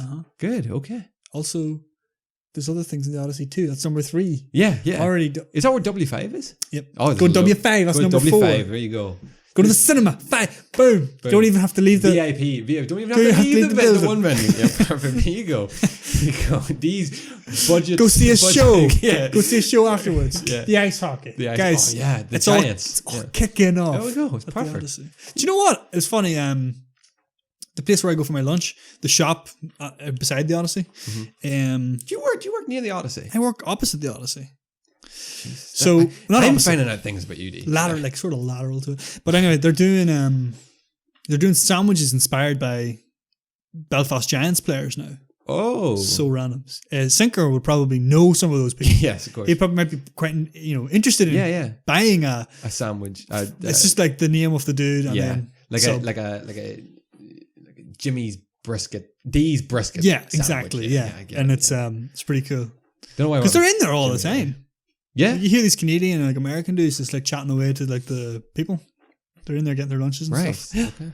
There's a guy the other day and he was like, he was chatting to the guy behind the deli counter. And the fellow was like, "Oh, I was going to go out there, but I couldn't get tickets." Your guy was like, "Oh, I'll sort you out. I'll get you tickets." No way. Yeah, I gotta do that. Gotta get me some tickets. I'm gonna walk in and wait and get me some free tickets. It's gonna be no. They weren't free, Chris. They weren't free. He was just getting them, sourcing them for him. Oh no. He's gonna get me free tickets. Free tickets, guys. Come on. Con number 1. All right. I'm Frank Abignale III. Junior. Do I have anything else to talk about today? I don't think so. What's your plans for the rest of the day? I'm gonna return home. To Belfast? Are you gonna eat at any of these eateries? No. God, no, they're terrible. I never go there myself. No, funny, we were going to get a takeaway last night, but we didn't. We just cooked at home. We said, because we weren't like super hungry, we were like, no, we'll save it for tomorrow and we'll get really hungry. Takeaway tonight? What are we going to go for tonight? Chinese, I think. Good Chinese. Interesting. What is it? Yeah, not really any other plans. Might get a tree. Have to get a tree for the house. Oh, yeah. Decorate it. Yeah, definitely. Put some lights up and that's kind of, I'm sort of done with Christmas at this point. Until it actually happens. It hasn't even started. Yeah. I get it. Okay. Just a nice wee relaxing day at home. Yeah. It's my day off. It's my Monday off. So it's going to be chill. You know what I mean? Yeah. It's got to be chill. Otherwise, what the fuck's the point in taking What the is day the point? off? Yeah, I get it. I myself, we're gonna finish up here. I'm gonna get the audio up within the next hour or so, I hope. And then I'm going to head to the steam room sauna. Steaming up. You know what you should do? What's that? You should add it in the steam room. Oh, perfect. Yeah. I'm pretty sure that thing's waterproof. Yeah, well, there's only one way to find out, dude. Take the hard drive and everything. I'm looking for a socket. Has anyone got a socket? Plug in the steam machine. A socket. Powered by steam, like Valve. Makes perfect sense. Poof. Gotta do it. I'm going to do that, and then I'm going to leave there. I'm going to go to the main man. Gonna get a nice trim, Mm-hmm. and then I'm gonna return home for something to eat myself. I don't know what to have. Mm-hmm. You should have. Oh, you know what you should have? I had those burgers last night, and they were fucking delicious. I've been watching a lot of Food Network. On YouTube. Basically the same thing. Just Yeah. recipes, how to make different types of food, and I'm like, oh, I'm definitely gonna do that. Boom. Never gonna do it. But pizza. I want to make pizza. Okay. We make the dough from scratch. Yep. Make the dough. Yep. Get the real tomatoes. Yeah. Get the mozzarella. Just like my ma used to make. Yeah. Mommy never made pizza. She made stew. Made a hell of a stew though. Put stew in your pizza. You can onto something. People aren't using pizza to the full extent of it. Exactly. It's so versatile. Exactly. You know, you get a nice base. You get a nice beef base. Some gravy on there. Exactly. Yeah, some cheese. Beef stock. Yeah, you know. That could be onto something there. Could be stupendous. Ladies and gentlemen, Mr. Christopher Callan. On that bombshell, I think we should wrap up episode 90 of the Out Promise podcast. Ladies and gentlemen, boys and girls, if you have listened to us today, you will find the video version over at youtube.com. And if you've watched us today, you will find the audio version at any podcast hosting service. This has been an absolute delight, a treat for the senses across all boards. Thank you for your questions. We look forward to discussing with some of our community during the week, those who get in touch with us. Do not be afraid. Do not hesitate to get in touch with us. We look forward to seeing you all next week, bright-eyed and bushy-tailed. Goodbye and God bless. Bye-bye. Bye-bye. No.